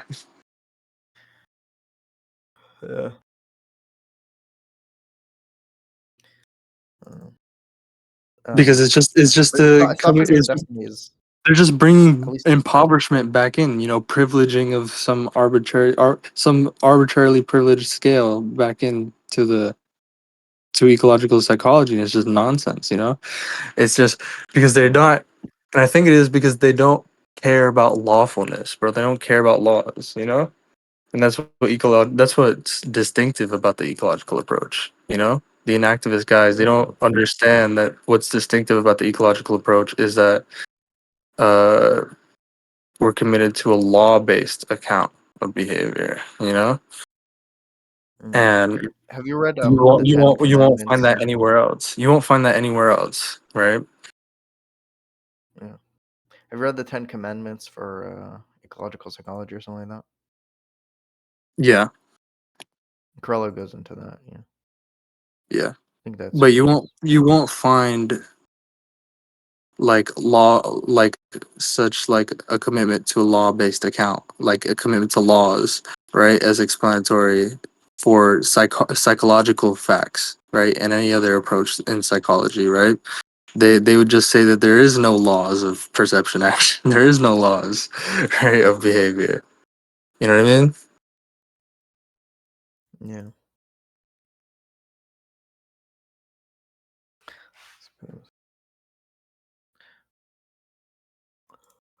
I That's was using. something. I used That's something that's that from. earlier. That's something that was said. Like I'm getting this. Something that was said in one of the recent like perception action journal clubs from Rob Gray and Andrew Wilson, right, Mm-hmm. and Marion Davis. They were talking, like, I think it was Andrew Wilson who was saying this, that what's distinctive about the ecological approach, like, is laws, and the like the inactivist guys, they don't get that. They're trying to do away with that, really. They see it as What's about the whole restrict. like the 4 E's, like the 4 embodied stuff? Embodied, extended, Yeah, yeah, inactive. yeah. All that What is stuff. that? That doesn't seem Ecological. so bad to me. The last one. I don't know. No, it's definitely like it's like I don't know what do you mean. What it doesn't seem so bad. What's like what is it? You know what I mean? Nobody knows I what it forgot. is. I forgot what it is. I Yeah, forgot nobody how knows it what is. it is, bro. It's just like Four for E you. transition.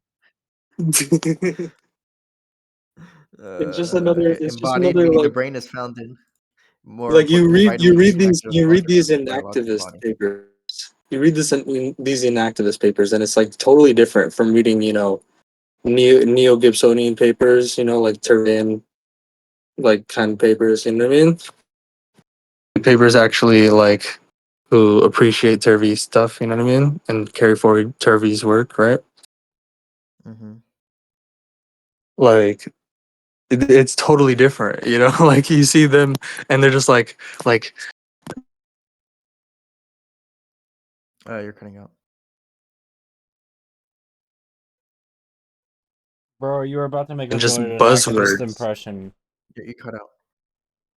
It's just couching everything in these buzzwords. You know what I mean? Their whole papers, right? Just to sort of give it like to just feign as like an ecological psychology. You know what I mean? Mm-hmm. I mean, like most of the points, I think that ecological psychology would agree with. Like I don't think so. I think they're just like like the specific if you details, look at not the what bullet point. they're yeah, but then they're just it's like they're just parroting ecological psychology. You know what I mean? Like, oh yeah, when they're parroting ecological psychology, do you agree with them? Like, I don't agree with them parroting ecological psychology and bastardizing it. That's what I don't agree with. Yeah. I don't agree with the LARP. Yeah. And I don't want and I won't allow them to I won't allow the LARP to sort of be a LARP, so to just like That's good. To like not to like show like here look bro I'm talking about don't you agree with this you know while like they're just larping you know what I mean. I won't allow them to escape criticism, escape critical Bro, examination. but You know like what I with mean? like affordances, bro. Like you agree with that, right? Exactly. You see what I mean? That's what it is. Books, like you were talking about, right? Like how affordances has just been bastardized and like used by everyone without Yeah, even yeah. like. You get what I'm saying? It's Even that's the same thing. I don't. representationalists are using affordances. You understand? They're saying that affordances are these Right. actual like mental processes that happen in your Yeah. mind. It's just so Exactly. funny. And that's why we have to be so like against these inactivist guys. You know, we have to really like chide them for this shit, bro. Like, because we can't just allow them to LARP. You know what I mean? Just like allow like be ignorant about the fact that they're LARPing. You know, and like they want This us LARP to cannot like stand. they want us to LARP. They want us to join the LARP. Like, yeah, let's LARP that I'm not LARPing, bro. Mhm.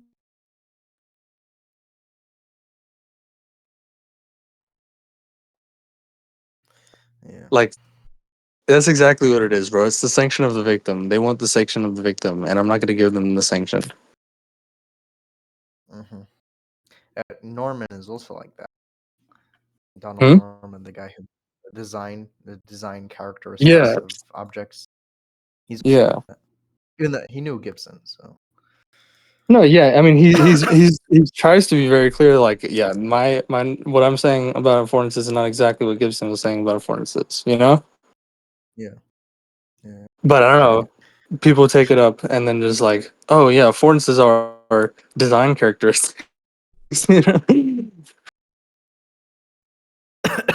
yeah, and then people then Norman started then Norman now complains that people are bastardizing his version. Right, right, right. Sorry, Like, he's saying that come on, bro. buttons on a screen. People are saying that Come if on, the bro. button affords pressing, and they're like, he's like, no, that's not what I meant at all. I meant like when you press the mouse in relation to Buttons on the then screen. when you move the mouse in relation to the screen, you know, Like, something like bro, that. this is your fault, bro. You know what I Yeah. mean? Like You reap what you sow. You know what I mean? if somehow you made some new theory and it just evolved into computationalism, maybe you need to take another look. Well, it didn't I don't know, evolve. bro. He No, still he was a it wasn't. representation. It wasn't that. No, it wasn't that. We It was. said Yeah, buttons it on the was a screen. representation, but it was. It's his fault for bastard. Like he tried to like say, well, I'm not bastardizing because well, I'm being explicit that it's not the same. you know. But Well, then in the he's beginning, he just didn't. in the beginning. No, he was. In the beginning, he didn't say that it was. He just like he didn't stress the differences between his and Gibson's. In the second version of his book, he realized that people were getting Mm, confused, so he mm. devoted more time to the theory. Yeah. Well, I mean, he should have just not. He should have just used affordances properly. You Well, he know? didn't agree with them, so uh, here I read on the evolution of a radical concept by Isis Chung. Her name is Isis apparently. So I Blake I name. said what? um, The what? on the evolution of a radical Isis Uh, Chung on the evolution of a Evolution. radical concept, affordances according to Gibson and their subsequent use and development. I haven't read that one. I'll send it. Uh, it's he talks. She talks about all about like all the different people that have used it Mm, subsequently and how they all bastardized it. yeah, but I don't know. What are you writing for? Because like if you're like I don't know what's the I don't know the assignment. Oh, the assignment is capstone. I just have to write a paper on anything in psychology, basically. Mm, It wasn't anything special. Like You just have to write a paper at the end of the year Bro, type of but thing. that's such like a general project, and they're only letting you do like 8 pages. That makes no sense. Yeah, but like I don't know. I think you should really Most consider. people aren't. I think you should really consider like well, read Nonaka how Nonaka introduces Holt and stuff. I think you should really I'll pro- consider I'm probably talking gonna about make that a revised paper after. I'll probably because it's do this I paper think and it's then really continue working on important. it. You know what I mean? Because like I mean, for psychology, I mean like it's like in order to understand behavior, which is what psychology studies, we need this concept of affordances, right? We need to talk about the environment, right? That's the Yeah. key here. We need to talk about environment, like for behavior, right? To be perceived, the environment to be perceived, right? Yeah. Um.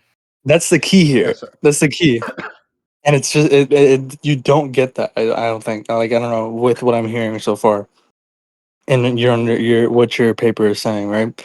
And it's like it's missing that. That's what I like. I immediately yeah. heard, like I immediately realized like, bro, it's missing the key, bro, the most important part. you know? I do explain it, but more as like a background because I needed to focus solely like on the specific thing of affordances, not the whole. You know, I'm more restrictive than I Yeah, I can't mean, just he write only has about 8 pages to talk organism. about it. Like, I feel like I've already that's not finished 8 pages. enough. I'm like, there's three Thing of pages it, devoted to the it's so argument it's so between every Turvey. You cut out. There's yeah. 3 pages devoted to like between Turvey and Camaro and And, a bunch more yeah, I mean, but pages like just to I don't Gibson. know, I don't know what you wrote on that, but like it's like you have to motivate it first, you know what I mean? Motivate why Gibson even needed to fucking have this concept, right? Oh yeah, no, I do. No, And yeah, I do write how I do and write its about like importance for dualisms and stuff. psychology, scientific psychology, right? That's very key here, right? That's what I'm trying to get at with the whole thing, right? That's what that's what the whole like that's really the difference between the Gestalt demand character and Gibson's concept of affordances, right? Is its role for scientific psychology. Hmm. You get what I'm saying? Yeah, yeah, That's very like it's yeah. so key, It's bro. It's it so changes so the key. orientation. Yeah, yeah, and I it's do so get it, important. but you But understand like, why I can't like why I can't write about if like you I do write about the organism environment stuff, but I can't write. I don't have space no, for yeah, it. you don't have to write the whole thing. I'm just saying like that part. It's not about the whole organism environment thing. It's just that part there that we're gonna look to the environment, right? It's like, how do we explain the organism? How do we explain what the organism is doing? Well, let's look at the environment. You know what I mean? Okay, yeah, that actually makes sense. I should add. I think I made that explicit, but It's I'll need very to write important, that bro. paper. Instead of let's look at the brain, let's look at let's look at the like the retinal image. Da da da. Da. No, let's look at the environment. Right? That's like Right. huge. That's revolutionary. That's what the ecological approach did, bro. You know? That's the whole Right. thing. You get what I'm I actually saying? noted down uh, that I should. It's an externalist view. Well, it's not. It's no. It's not so much an externalist view. It's a wrap. Mm, I wouldn't call it that. I don't do that. Don't call it that. I think that's what I meant. I wrote it in like red because I didn't. I have to expand on that. Yeah, I'll probably replace that it's just that with it's dead hold points. behavior is, environment referential, right? It's just that our understanding of behavior is has to reference the environment. What the environment is what we reference in order to understand behavior, in order to understand what we're doing. Because to explain it, we need to understand the function. That's what the functionalist taught Gibson, right? Is that behavior is intelligible by reference to its function, right? and its function is observable, right? Psychology is about observable behavior. We can observe the organism acting towards something in an environment. You know, we can observe successful everyday behaviors of organisms, right? And then ask, what makes that possible?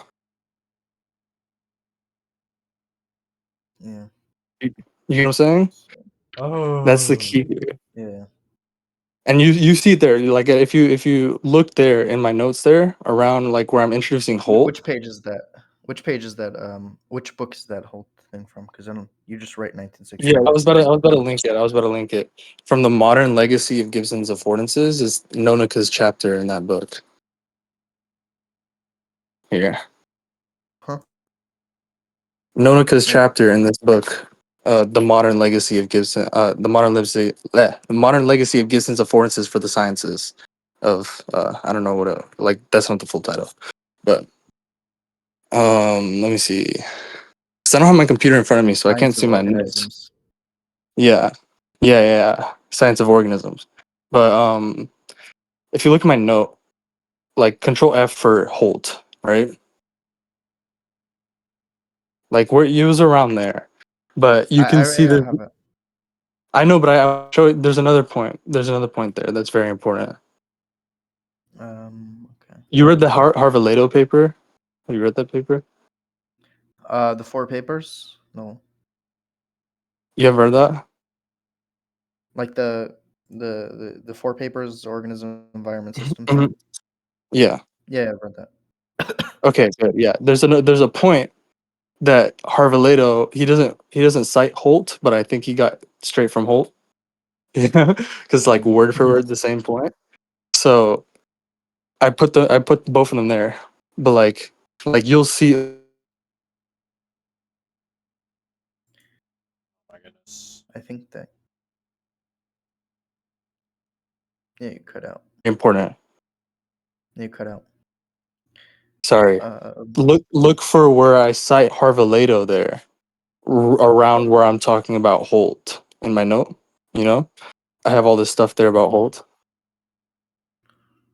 all right. Yeah. Page 40. Emphasis on it. Yeah, do you see where I cite Harvaledo? Yeah, yeah. Can you share your screen possibly? Give me a second. Yeah. Yeah, like I'm really like it's There's a great that I'm remembering this because this is such an you'll see how important this point is. um. Okay. Oh no. Wait. What is this? No, not this. The Harvard I paper. mean What do you mean? in no, I mean where Yeah. like in my organism environment, no. Oh. Give me a Yeah, second. or around where I'm talking about Holt, you see? Where I cite like I cite Harvaledo somewhere in there where I'm talking about Holt. Like around the whole area I'm talking about Holt. Yeah, it's the same place. You spent right over here. Oh, I did. Yes. Yeah, it's the same place. Behavior from this point of view could not be that which is where an organism acts or absorb changes. Its intention. That's why I got that. Kruger and Yes. Turvey. Okay. Wait, Kugler. Is that who does the This is I'm getting this from Nonaka, right? Yes. Holt argued that yes. Objects are as much constituents of the probably read the whole paragraph, man. This whole paragraph is great. This whole thing is Yeah. great. Fine. Although Do you yeah, wanna well, read I it? was asking Yeah. what book is this? What book is Edwin Hall 1960? I forgot. It's in modern. If you look in the modern legacy of Gibson's affordances, where uh, Nonaka is citing Holt, it's in there. Okay, so give me a second. I'm gonna go to Nonaka's thing. Going to Nonaka's paper. But you I'm not see, interested in sharing. like Gibson didn't write about it, but like Gibson talked about. Well, it's actually Nonaka actually Gibson did write about it, but like it's in like unpublished like not even put online notes that are in like the library at Cornell, you know, and like Nonoko was doing some like digging, you know what I mean, in the library there. Huh.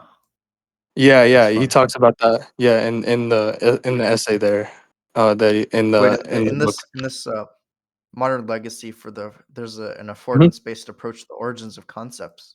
I have to read that. That's actually does that like fit? Yeah, I don't remember it being so good, that one, but like there's another paper like something like that, like, or like the ecological approach to concept formation or something like that, but it's like almost one to like they're talking about Eleanor Gibson's theory, and it's one to one with like Rand's theory.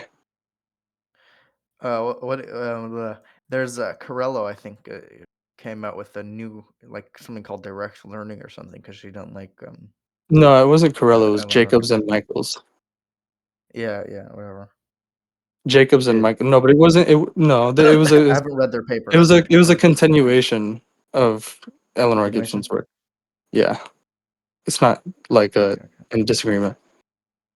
I see. It's a research program like of like, you know, like applying like principles of perceptual learning like uh Gibson, like Eleanor Gibson like laid out, right? And it's sort of just like Yeah. just the basically just what we call the current research program of perceptual learning, you know. We talk about education of attention, education of intention, you know, Hmm. and like specific ways of like studying that. Okay. Let's see. Did I miss the whole?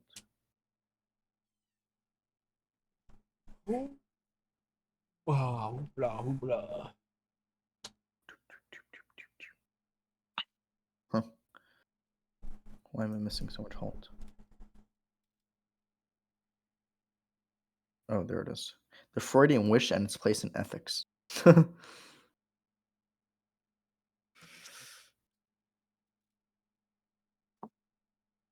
Yeah, in that book though, if you can control F, by the way, you know, control F in the book for Holt. Well, I found it already, so that's Yeah, cool. so I like if you see there, I think like Nonoka says something like exactly like what fucking Harvalato says. I was like I'll just get Harvalato's quote because it's the same thing.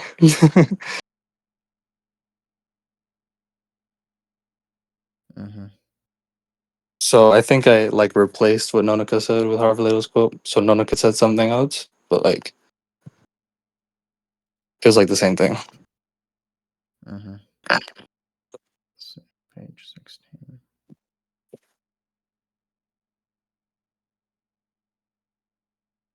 Yeah, and I should there's more like you know, there's more references on constant function stuff, like affordances as constant function, right? Of behavior, right? Like that's like there's more papers from Nonoko on that I've found since, so like I would have put that in the references there. I would have put those there. And the objective reference is that the organism is moving with reference to some object or fact in the environment. In the pistol or the skyrocket, the process release depends wholly on factors internal to the mechanism released. In the behaving organism, the process depends partly on factors external to the mechanism. This is a difference of prime significance. From the first case, if you wish to understand all about the rocket is doing, what the rocket is doing, you have only to look inside the rocket, at least at the powder exploding in there, the size and shape of the compartment in which it is exploding, etc. Whereas in order to understand what the organism is doing, you will just miss the central point if you look inside the organism. The Hmm. organism, while is a very interesting mechanism in itself, is one whose movements turn on objects outside of itself, much as the orbit of the Earth turns upon the sun. Okay, wow, this is genius. Okay, Yeah, right. It's genius. external self movement. Objects are as much constituents of the behavioral process as the organism does, which does the turning. It is this pivotal outer object, the object of a specific response, which seems to me to have been over neglected. Wow. That's good. I'm definitely gonna quote this. Right, bro. I'm telling you. I knew immediately, like, you were missing this, bro. You need this, bro.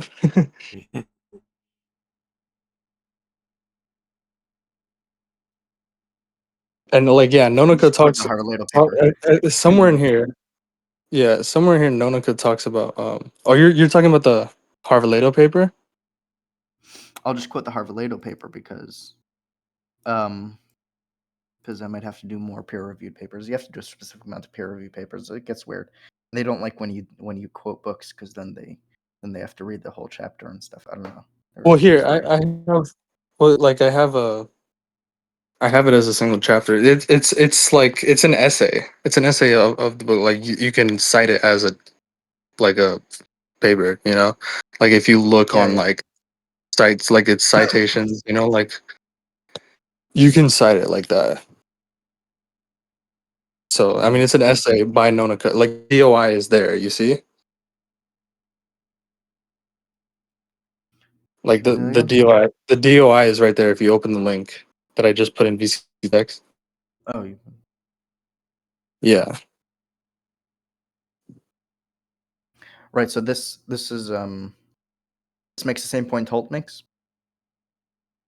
Yeah, it's talking about the history here, and he's talking about he's talking about how he went into the fucking archives or whatever, the library, and like he was like digging like into what Gibson was saying. Let's start with the inverse question. What do we not understand without the term affordances? Do we have the term affordance available? All right. This is such a good paper though. I got to read more Holt. That was extremely clear. It's good. Okay. Oh, you were reading Holt there? Before? Yeah, I mean Yeah, I you were was reading Holt. mumbling. I didn't hear what you were reading. Oh, whoops. Yeah, no, I was reading Holt. Yeah. The first quote here. No, which part? What were you The reading from inverse Holt? question. I was Like reading page 55 where? of Holt, like the whole like rocket metaphor. Oh, in my vault. I see. I wasn't reading the vault. What are you I saying? wasn't. You said in the I vault. download what? What are Edwin you? What are Holt. you? Edwin Holt. What are you reading it from? I was reading it from the book. Okay, The the the book. book is called the Freudian Wish. Oh, his book. You Yes. downloaded his book. Okay, I see. No, it's just on archive.org, like as a PDF right over there. Okay, okay. I thought you were talking about Nonaka's book. I mean, the book that Nonaka's essay is in. No, well, I was in the middle of reading Nonaka's essay. So No, Affordance is origin. Ziggy. Yeah, Ziggy. The book is this one. We were talking about this book. That's not the paper. The essay is in that book. Yeah, there's an essay in there in the book about the origin of concepts. I haven't read it, but G said that it doesn't fully correspond or something like that. There's another one. Well, it's fine. It's just not like really too substantive. Hmm. I didn't find it too substantive. I don't remember. I mean, I haven't read it in a while, so I don't know. Let's see. But yeah. So I don't know. You were reading Holtz. I thought you were reading from the Nonaka paper. No. Okay. But yeah. Now I'm reading the Yeah. Nonaka paper. But the whole rocket, you heard the rocket metaphor and stuff. Mhm. Yeah, but you can see sort of this is where what Gibson got from Holtz, you know what I mean? Is the whole thing Yeah. like that. What is the charge of the psychologist? What like for what is the charge, the problem of perception, right?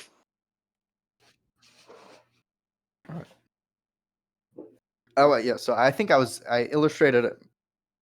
I was using I think I was using. I have like a whole like a couple paragraphs, but I used Turvey's like a tide example and spoke about how there's something missing from the system because Mm. it involves like a loan of intelligence that doesn't like it just doesn't make any sense, basically. So I Yeah. did do that. So I'm probably gonna include this Nonica paper because it's just so clear. So yeah, Oh yeah, it's really or I clear. might just do Holt. So I'll probably Well, include that. I put it pretty concisely in this paragraph here, but like you can sort of use this paragraph or what I put here about Holt and all that as like your sort of just like a base for what you're gonna write on it, you know? Like you can edit it at all, you know? Yeah, Like 'cause I'll have to I do it went through the myself. paper. I went through the papers and like this is what I put together from it, you know, in this little paragraph here. But like there's some more stuff like below, but Mhm. I don't know, what do you think about this? We didn't read the whole paragraph here, did we?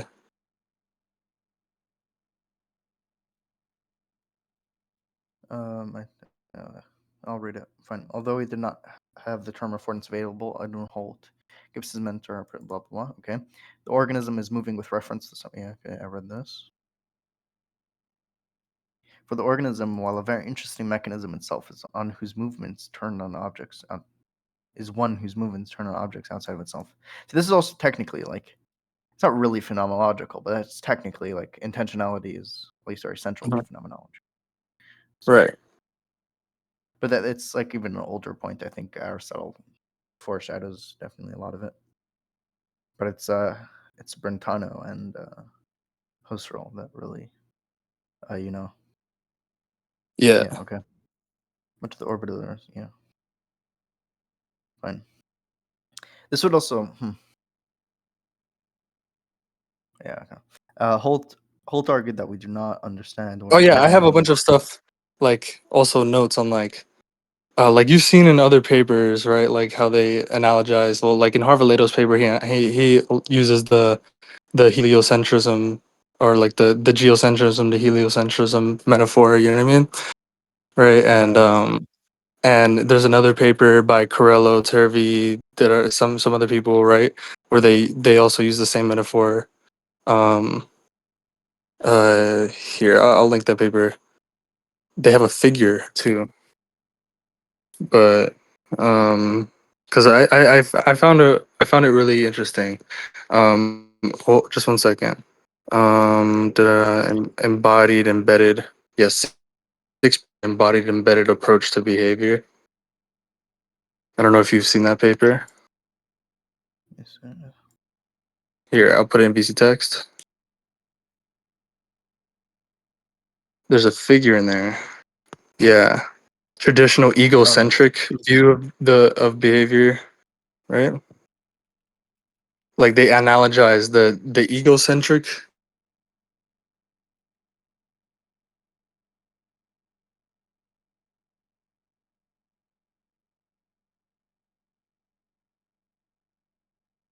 And then what I yeah do, yeah, you see in there that they analogize the egocentric or brain-centric view of behavior with the geocentric view of the universe, right?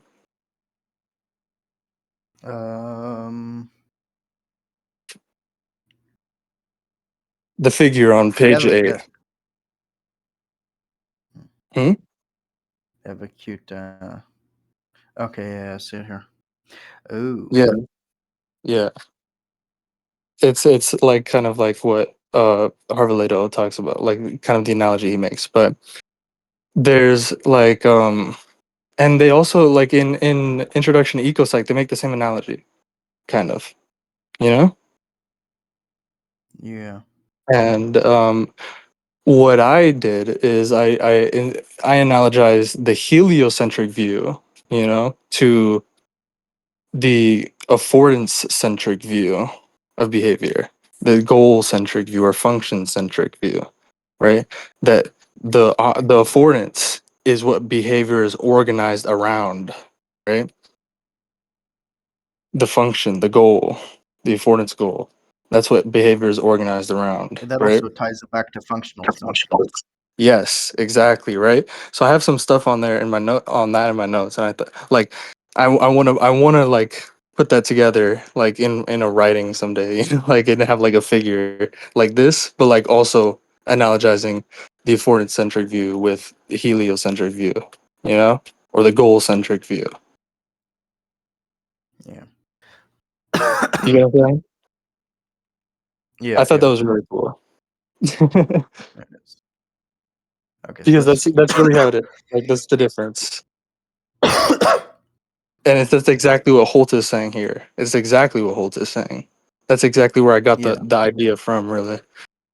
From what Holt is saying right here. That behavior is organized around the object of behavior. Yeah. So that actually puts it so much clearer. Yeah. So there's really two aspects. There's like a mixture of sort of phenomenological, which is which sort of demand character, and then there's the sort of Mhm. that's what action is directed around. That And then there's the and you're behaviorist. taking both of those together. Holt was a behaviorist, but like you know, like different from other behaviorists, really. You know, Yeah. Well, but Holt Dewey was a also, behaviorist. Hmm? like Dewey was, also like at least he Yeah, inspired. yeah. Well, it's the focus on behavior, right? So it's like once we bring in action, you know what I mean? That's the key. We have to bring in action, right? Yeah. Because otherwise, And perceiving, it's just, yes, exactly, exactly. Right? Like once we bring in action, it makes no sense, right? To say that, you know, I'm receiving a representation of the ground and I'm walking on a representation of the ground, not the ground, you know? yeah. Well, that's the contradiction, right? Because if they Yeah, only say exactly. one, Exactly. they only Right. say I one, mean, they it have makes no no sense reason. to say that I'm walking on a representation of the ground. Yeah. Yeah. Is it Turvey or Right, that's it's true. like lecture two? Yeah. So,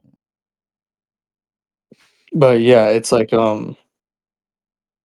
we understand that, you know, perceiving a sit onable thing is equivalent with sitting on a sit onable thing. yes. Yeah. There's no division at all. Like perceiving, you know, a target, you know, the hitability of a target. Like I'm pitching a baseball, you know. Zulu likes to talk about the pitching, like like it needs computation to see because you can't see the target. I don't know what he says, bro. You can't see the future, right? Where the ball is gonna go. You need to calculate that. Affordances is that you can see the future. That's Right. precisely what affordances are In saying. a sense, yeah. Performable behaviors, yeah, is what you see. But Yes, yeah, opportunities for action. right, and remember, right, behavior's not floating. You know, objects are constitutive of the behavior, the objects of behavior. Right, that's the key. You know, Yeah. I honestly don't know how anyone, everything just becomes much clearer. hitability of some target is equivalent with me throwing the ball, and you know what I mean, to hit the target. Yeah. Like the whole Well, yeah, it's Right. not really. Yeah, There's no separate. There's no like I perceive it in one moment, right? And then I act after I perceive it. You know, I act on the affordance or whatever. You know what I mean? There's no separation like that. You know what I yeah. mean? Like I think you said like you're like perceiving the work required to do like an act. Yes, exactly. Yeah. that's why And also there's lots of that also experiments in this. explains how we learn, right? Mhm. Because Yes. when someone I can't get the cookie jar, but if I see that an adult can, you learn Mhm. Mhm. what it Mhm. requires to get to reach a cookie jar. There's That a lot that goes into this, you know, but there's a lot of like already experiments, you know, like the step climbing Warren, yeah. you know what I mean? Described metabolically, and we can see in experiments that we're perceiving, you know, the optimal riser height, you know, in terms of the work required. You know what I mean? Yeah. Those are the later experiments. Yeah. So there's lots of stuff on that, I actually and wrote a like paper on that. it's empirically like validated, you know. Yeah. Oh, it's only like one hat. Like it's more of the like body size type thing rather than Yeah. effectivities. Well, action scaled and body scaled units. Yeah. But yeah. What were we talking about again? Yeah, we were talking about Holt, right? That's right, Holt. Yeah. We were reading this paragraph. Yeah, we're reading this paragraph. We haven't read it yet. So, We're in the middle of reading this. Yeah. mm, The movements turn on the objects outside of itself, much as the orbit of the Earth turns upon the sun. He's exactly what he's saying. these external, sometimes very distant objects are as much constituents of the behavior process as the organism which does the turning. So this is really just like organism environment. Yeah, but just like any living system, any living process, like a cell, any organism, right, is defined like because it's defined by metabolism, right? Life is defined by metabolism, right? And so you need to include both, and metabolism includes both processes, internal and external, to the body of the organism. You know, Yeah. right? You can't like it's just like you can't explain hand clapping with only looking at one hand, you know, at the left hands, right? Yeah. You if you don't look at the environment, you look at the environment, you won't know why someone's acting at all. Like, why is he Right, but walking three you steps? wouldn't be able to identify it as a living thing, you know. And this is what Harvey talks about. I mean, that metabolism includes both processes, internal and external, to the body. Like oxygen, bro. You're metabolizing oxygen right now, you know. uh, it's like yeah. It's the puzzle piece. It's the puzzle piece analogy, right? The um, the effective stimulation, right? It's like, would you say that the last piece of the puzzle, like alone, entails the picture? You know what I mean? Or it's the entire organization that allowed this this one like piece to be open for this piece to come in, right? And complete the picture, right? Yeah. And that's, you know, we're organized to metabolize oxygen, right? Mm-hmm. This So is here's a yes. I don't know if you've seen this paper where Carello and Turvey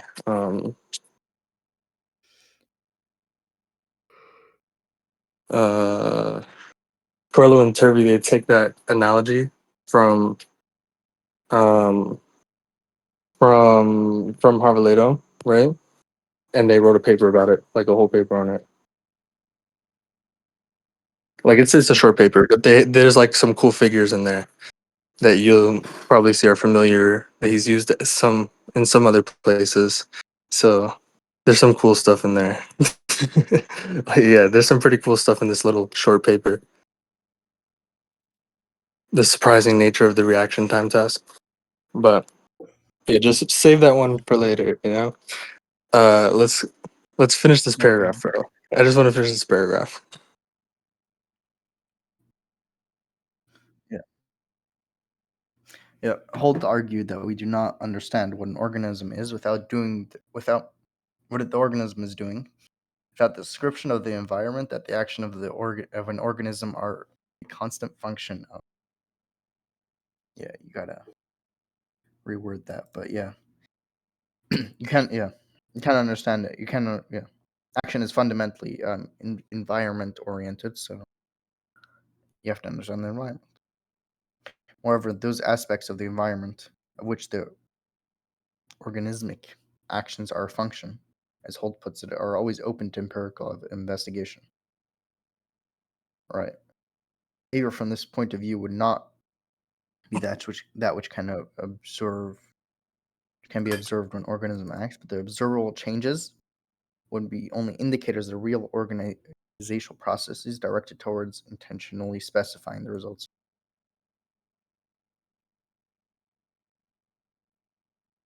Not be that which is observed when organisms act. Observable changes. Mhm. As Kafka quite correctly stated, all mental activity is dynamic organization. Right? Oh, okay. You constantly reorganize towards the environment. However, not only of the brain as Kafka thought. Yeah, Kafka always. Um. Yeah, this is also from uh Harvard Lato, where he's talking about behavior is like all behavior is mental activity, you know? Um. The behavior is mental activity. You know, acting is perceiving. Perceiving is acting. Yeah. Yeah.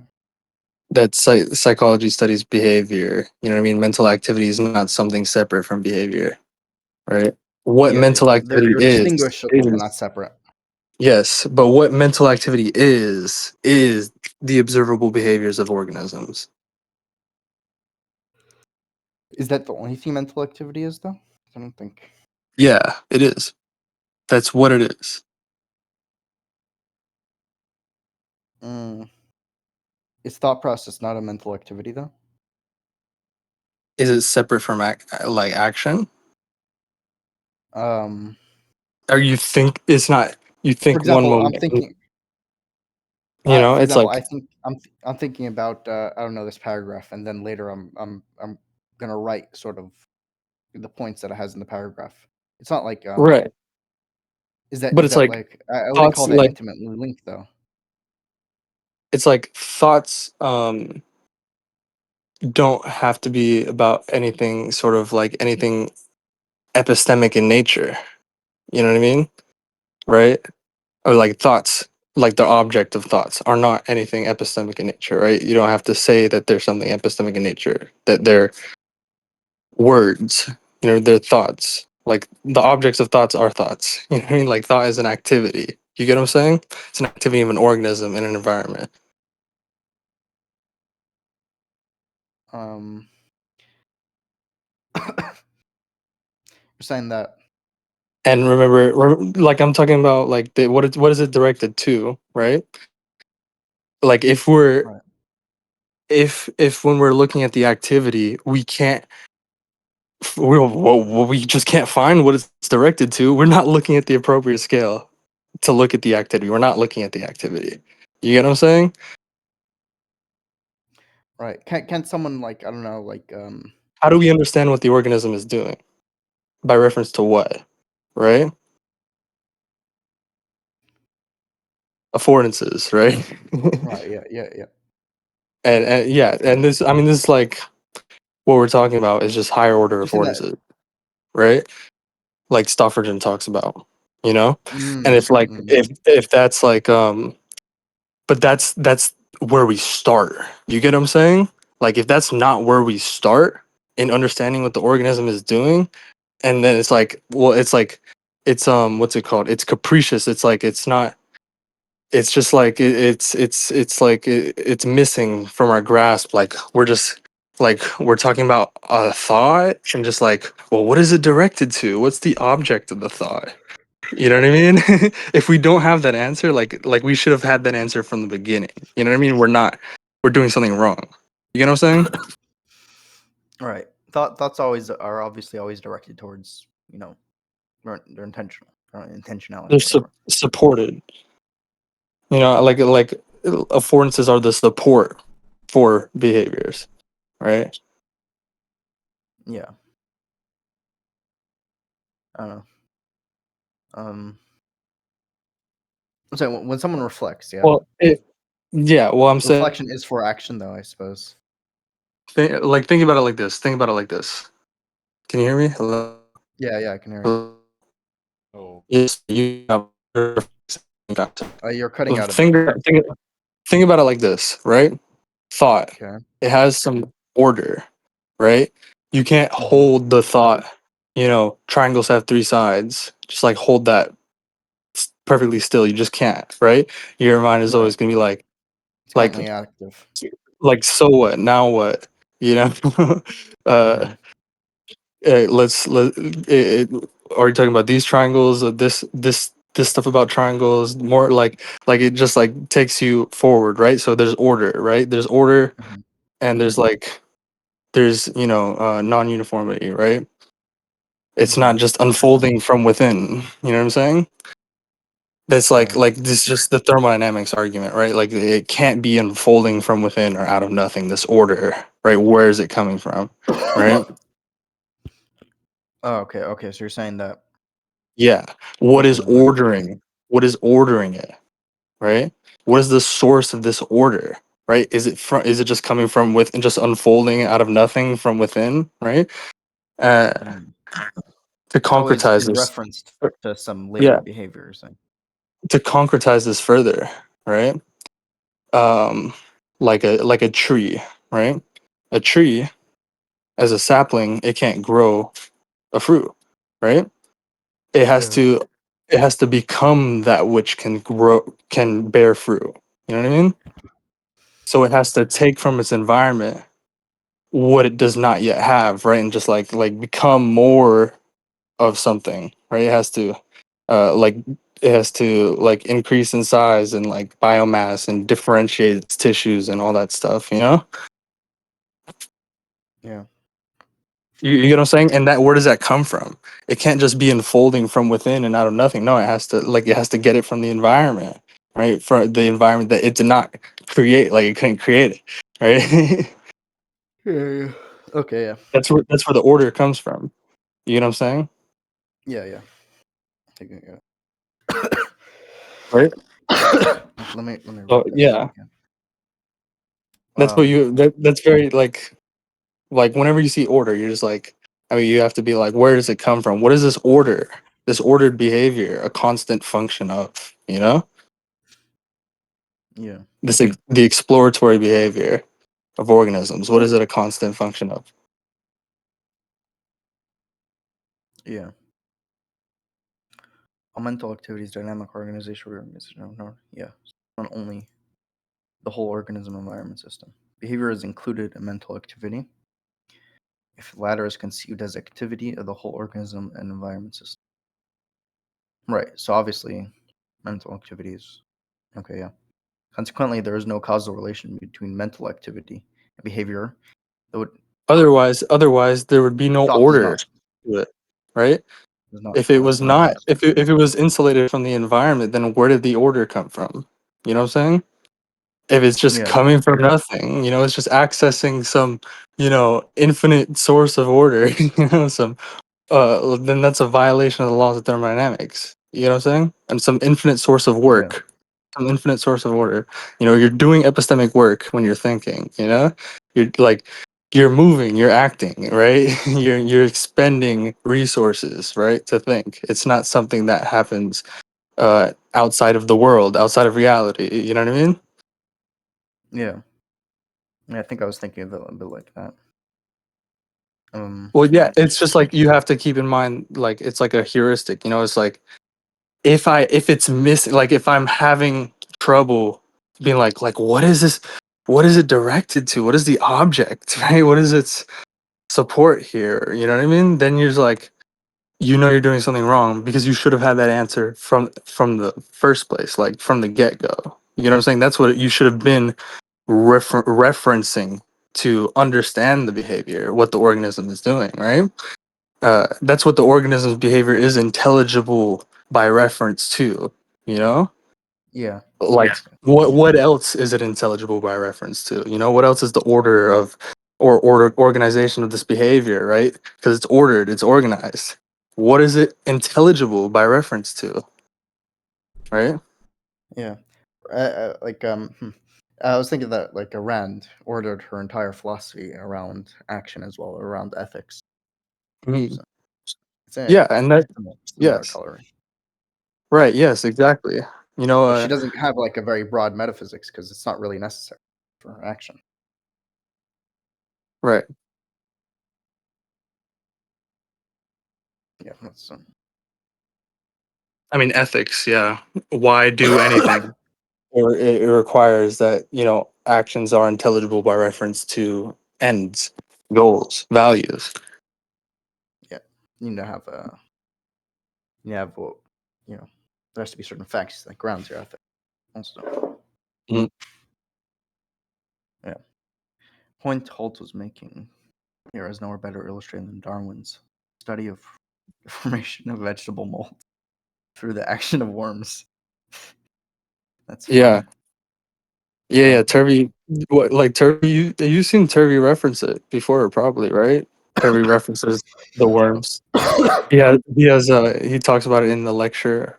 Perception action for all organisms. Yeah, but yeah, I don't think I remember him quoting Darwin. Like at least not. At least I No, didn't this see is in this the is where he's reading. getting it from. He's getting it from Reed, right? He says so explicitly in the lecture, and like wherever else he references, he's getting it from Reed. But this is also Nonaka's also referencing it. Reed has a more I didn't manage to look into Reed's theory of affordances, but he has a more I don't know what we would call it. Ordinances as resources, Yeah. as dispositions. Yeah, You it's think basic. Turvey's like includes his theory? Mhm. Yeah. If you yeah, he explicitly says so in lecture 22. One of the sections, lecture 22. If you search like dispositional, like the section title is dispositional and relational, I think, something like that. Right. uh he talks about Reed's understanding of affordances as resource, and he talks about synonyms of disposition as resource, potential. Right. Potential for sure. Yeah, you can see some of that in my Disposition. notes, how I've integrated that when you were looking at constant function, right? The first mention of that, you saw. Yeah, you saw some of that stuff there. Possibly.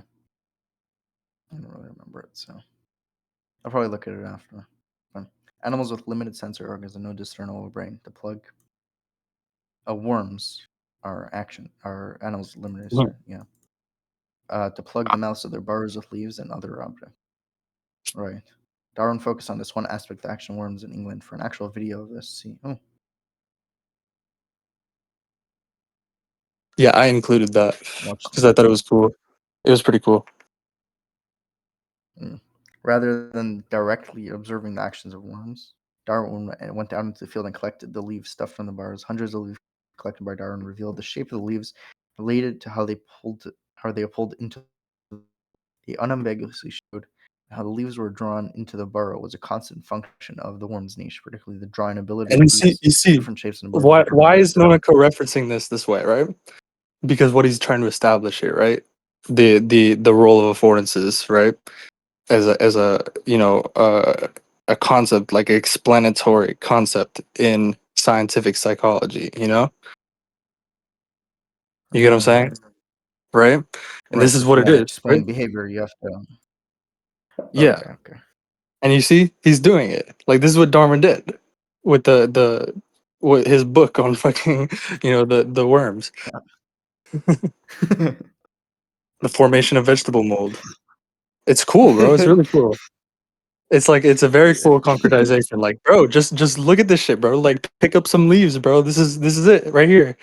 And Darwin didn't study the worms to figure out how it seems much more obvious by the way that like Yeah. we don't study like animals, we study the environment. Like it's much easier to study the environments of animals than actual animals, right? Because we also like presume that they don't have like No, the smart we study therefore animals like much by studying their environments, right? And we study exactly. their So but environments this by isn't studying obvious with animals. humans.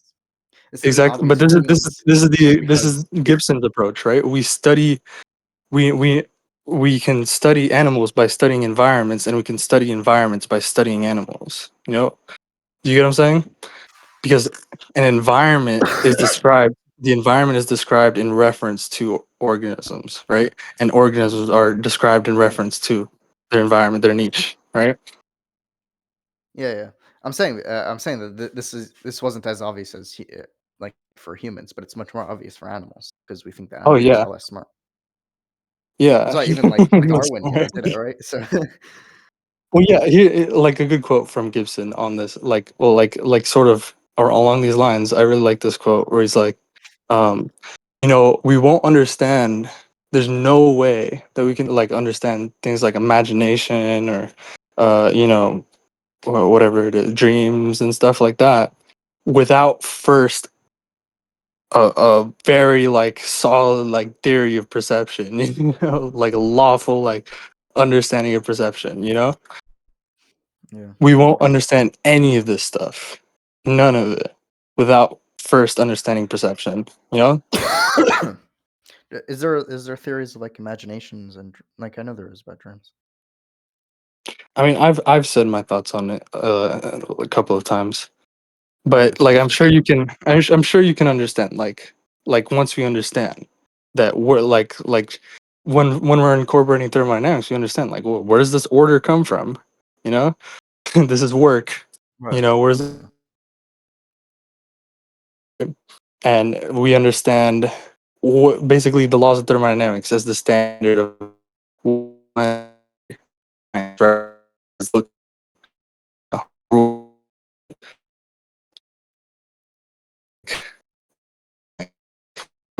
Oh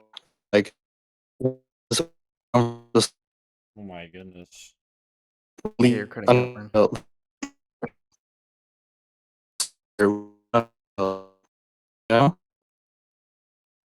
Yeah, you're cutting out. Yo, hello. Yeah, you're Good, cutting out for me. bro. I don't know. Yeah. Yeah. Um, is that better? Yeah, it may have been just the fact that I was Okay. streaming. I don't know. I was saying no. I had my phone unplugged. That's why I don't know. I plugged it in to charge. That's better now. But yeah, it's just like with these bookkeeping rules, the laws of thermodynamics, right? We can be like, what's the source of this order? We can't leave it unentailed. We have to look for it. That's how we understand what's going on here, right? Yeah.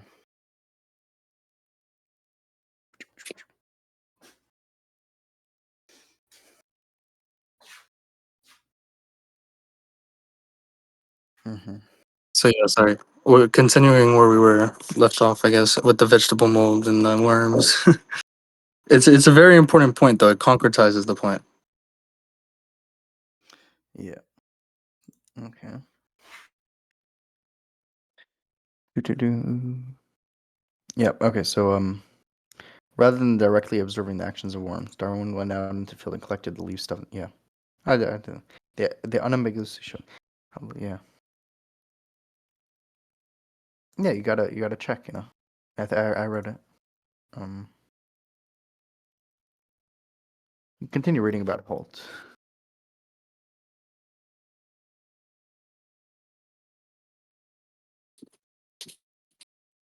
The stream.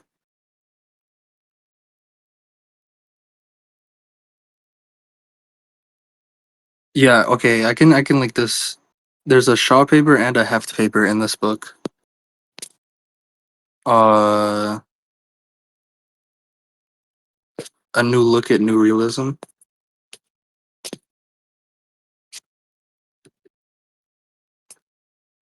Heft and Shaw have papers in this book, talking about Gibson. Like Holt was like the leader of like the new realism movement, but like that failed, uh, was unsuccessful. Gibson's ecological realism is like an evolution. Like gets what Holt got wrong. Gets right what Holt got wrong, and like Shaw and Heft try and talk about that ecological realism and like Holt stuff. Only other type of realism I know is like a critical realism. Yeah, critical realism is like they were going against the new realists, new realism.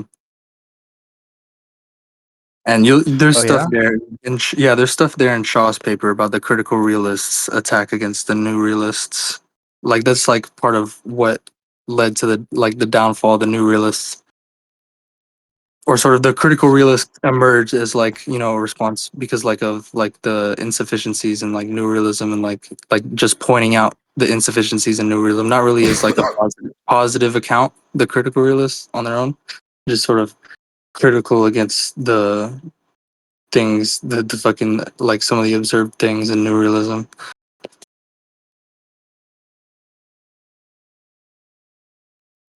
Well, ecological realism is a reaction to new realism, Yeah. and Holt's recession to the similarness in the emergence. Okay, so I got to read this actually, because I was reading um Tony Lawson. You're familiar with Tony Lawson? No. Tony Lawson basically is a social ontologist who he talks about how math isn't good for economics basically. But Mhm. I think he's still like a Keynesian or something or other. But he thinks that math isn't a good tool for economics, and how like economics is the only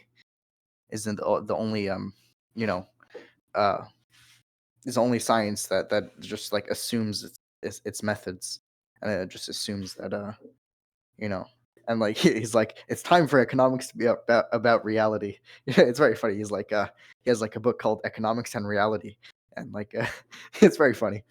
um, yeah, so he has like a whole thing on like so the critical realists, at least Tony, like it's like the Cambridge School of Social Ontology, like new, like they're critical realists. But Mhm. there's like specific guy Paul Lewis, who is like an Austrian, and Tony Lawson also has like parts in his book devoted to Menger and stuff, to Austrian economics. Um, Mm. they like discussing all about like the ontology of different economic systems, because like all basically he's like a fan of heterodox economics basically, because they have an actual the reason why like different economic systems, different different schools of economic thought, like the reason why they're there is because they assume different social ontology from the from the neoclassical model, which just has very little or no um like it has ontological suppositions, but it's not explicit, and it leads to contradictions basically. Mhm. That's basically his main points. That's how I know about critical. Okay. So I mean, let's go through these. If you want to go through these, just like the highlights here, you can see the highlights from the book that I just linked, basically from Sean Heff's articles. Oh, that's the Basically, 2011 book. yeah. You could see the highlights there, like sort of just more like of what I was just saying, like what we were just saying about whole, earlier about the object and stuff and behavior and all that.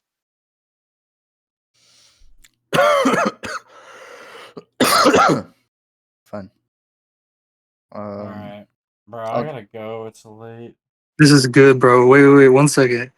This one's really good, bro. Look, yeah. In short, I do not know what distinction can be drawn between the object of consciousness and the object of behavior. If no distinction were possible, then dualism fails, as does any worldview under its aegis. If no distinction were possible, then dualism fails.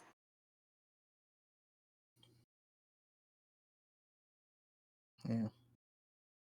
To perceive the environment, to conceive it, are different in degree but not in kind. This is a quote from Gibson, too, by the way. If I continue according to some means that they are to be explained by the same principles. Yes. However, behavior is taken by definition to be integrated molar action characterized by outreaching, outgoing, inquiring, and examining, and grasping. The object towards which behavior is directed, i.e., the referent of action, must be included in one's count of action. Yeah.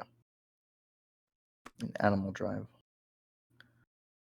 So I didn't include Holt enough. Should have done. Okay.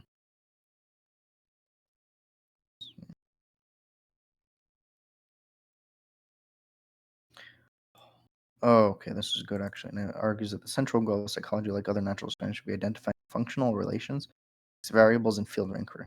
Take a simple example. phototropic response of a plant. To be understood properly, it must be viewed as part of as a functional relation, independently of.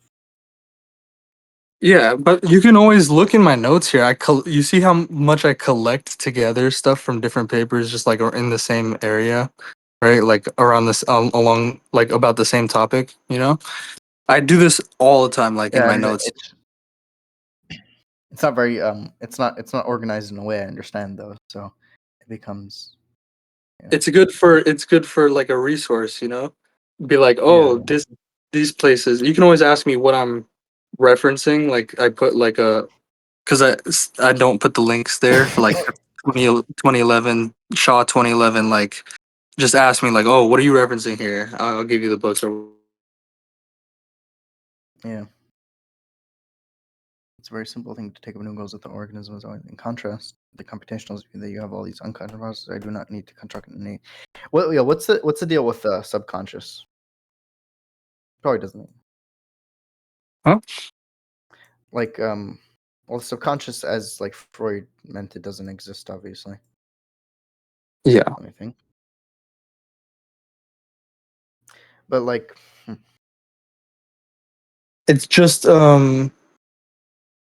I think it's just like you have to appeal to subconscious when you privilege some arbitrary time scale. You know, it's more like it's just an innate thing, you know. That's what subconscious seems to me. but yeah, but then it's like the principle of ecological realism is all about you know including like multiple time scales. You know that behavior like an account of behavior you need to include multiple time scales. You can't look at just one time scale, right?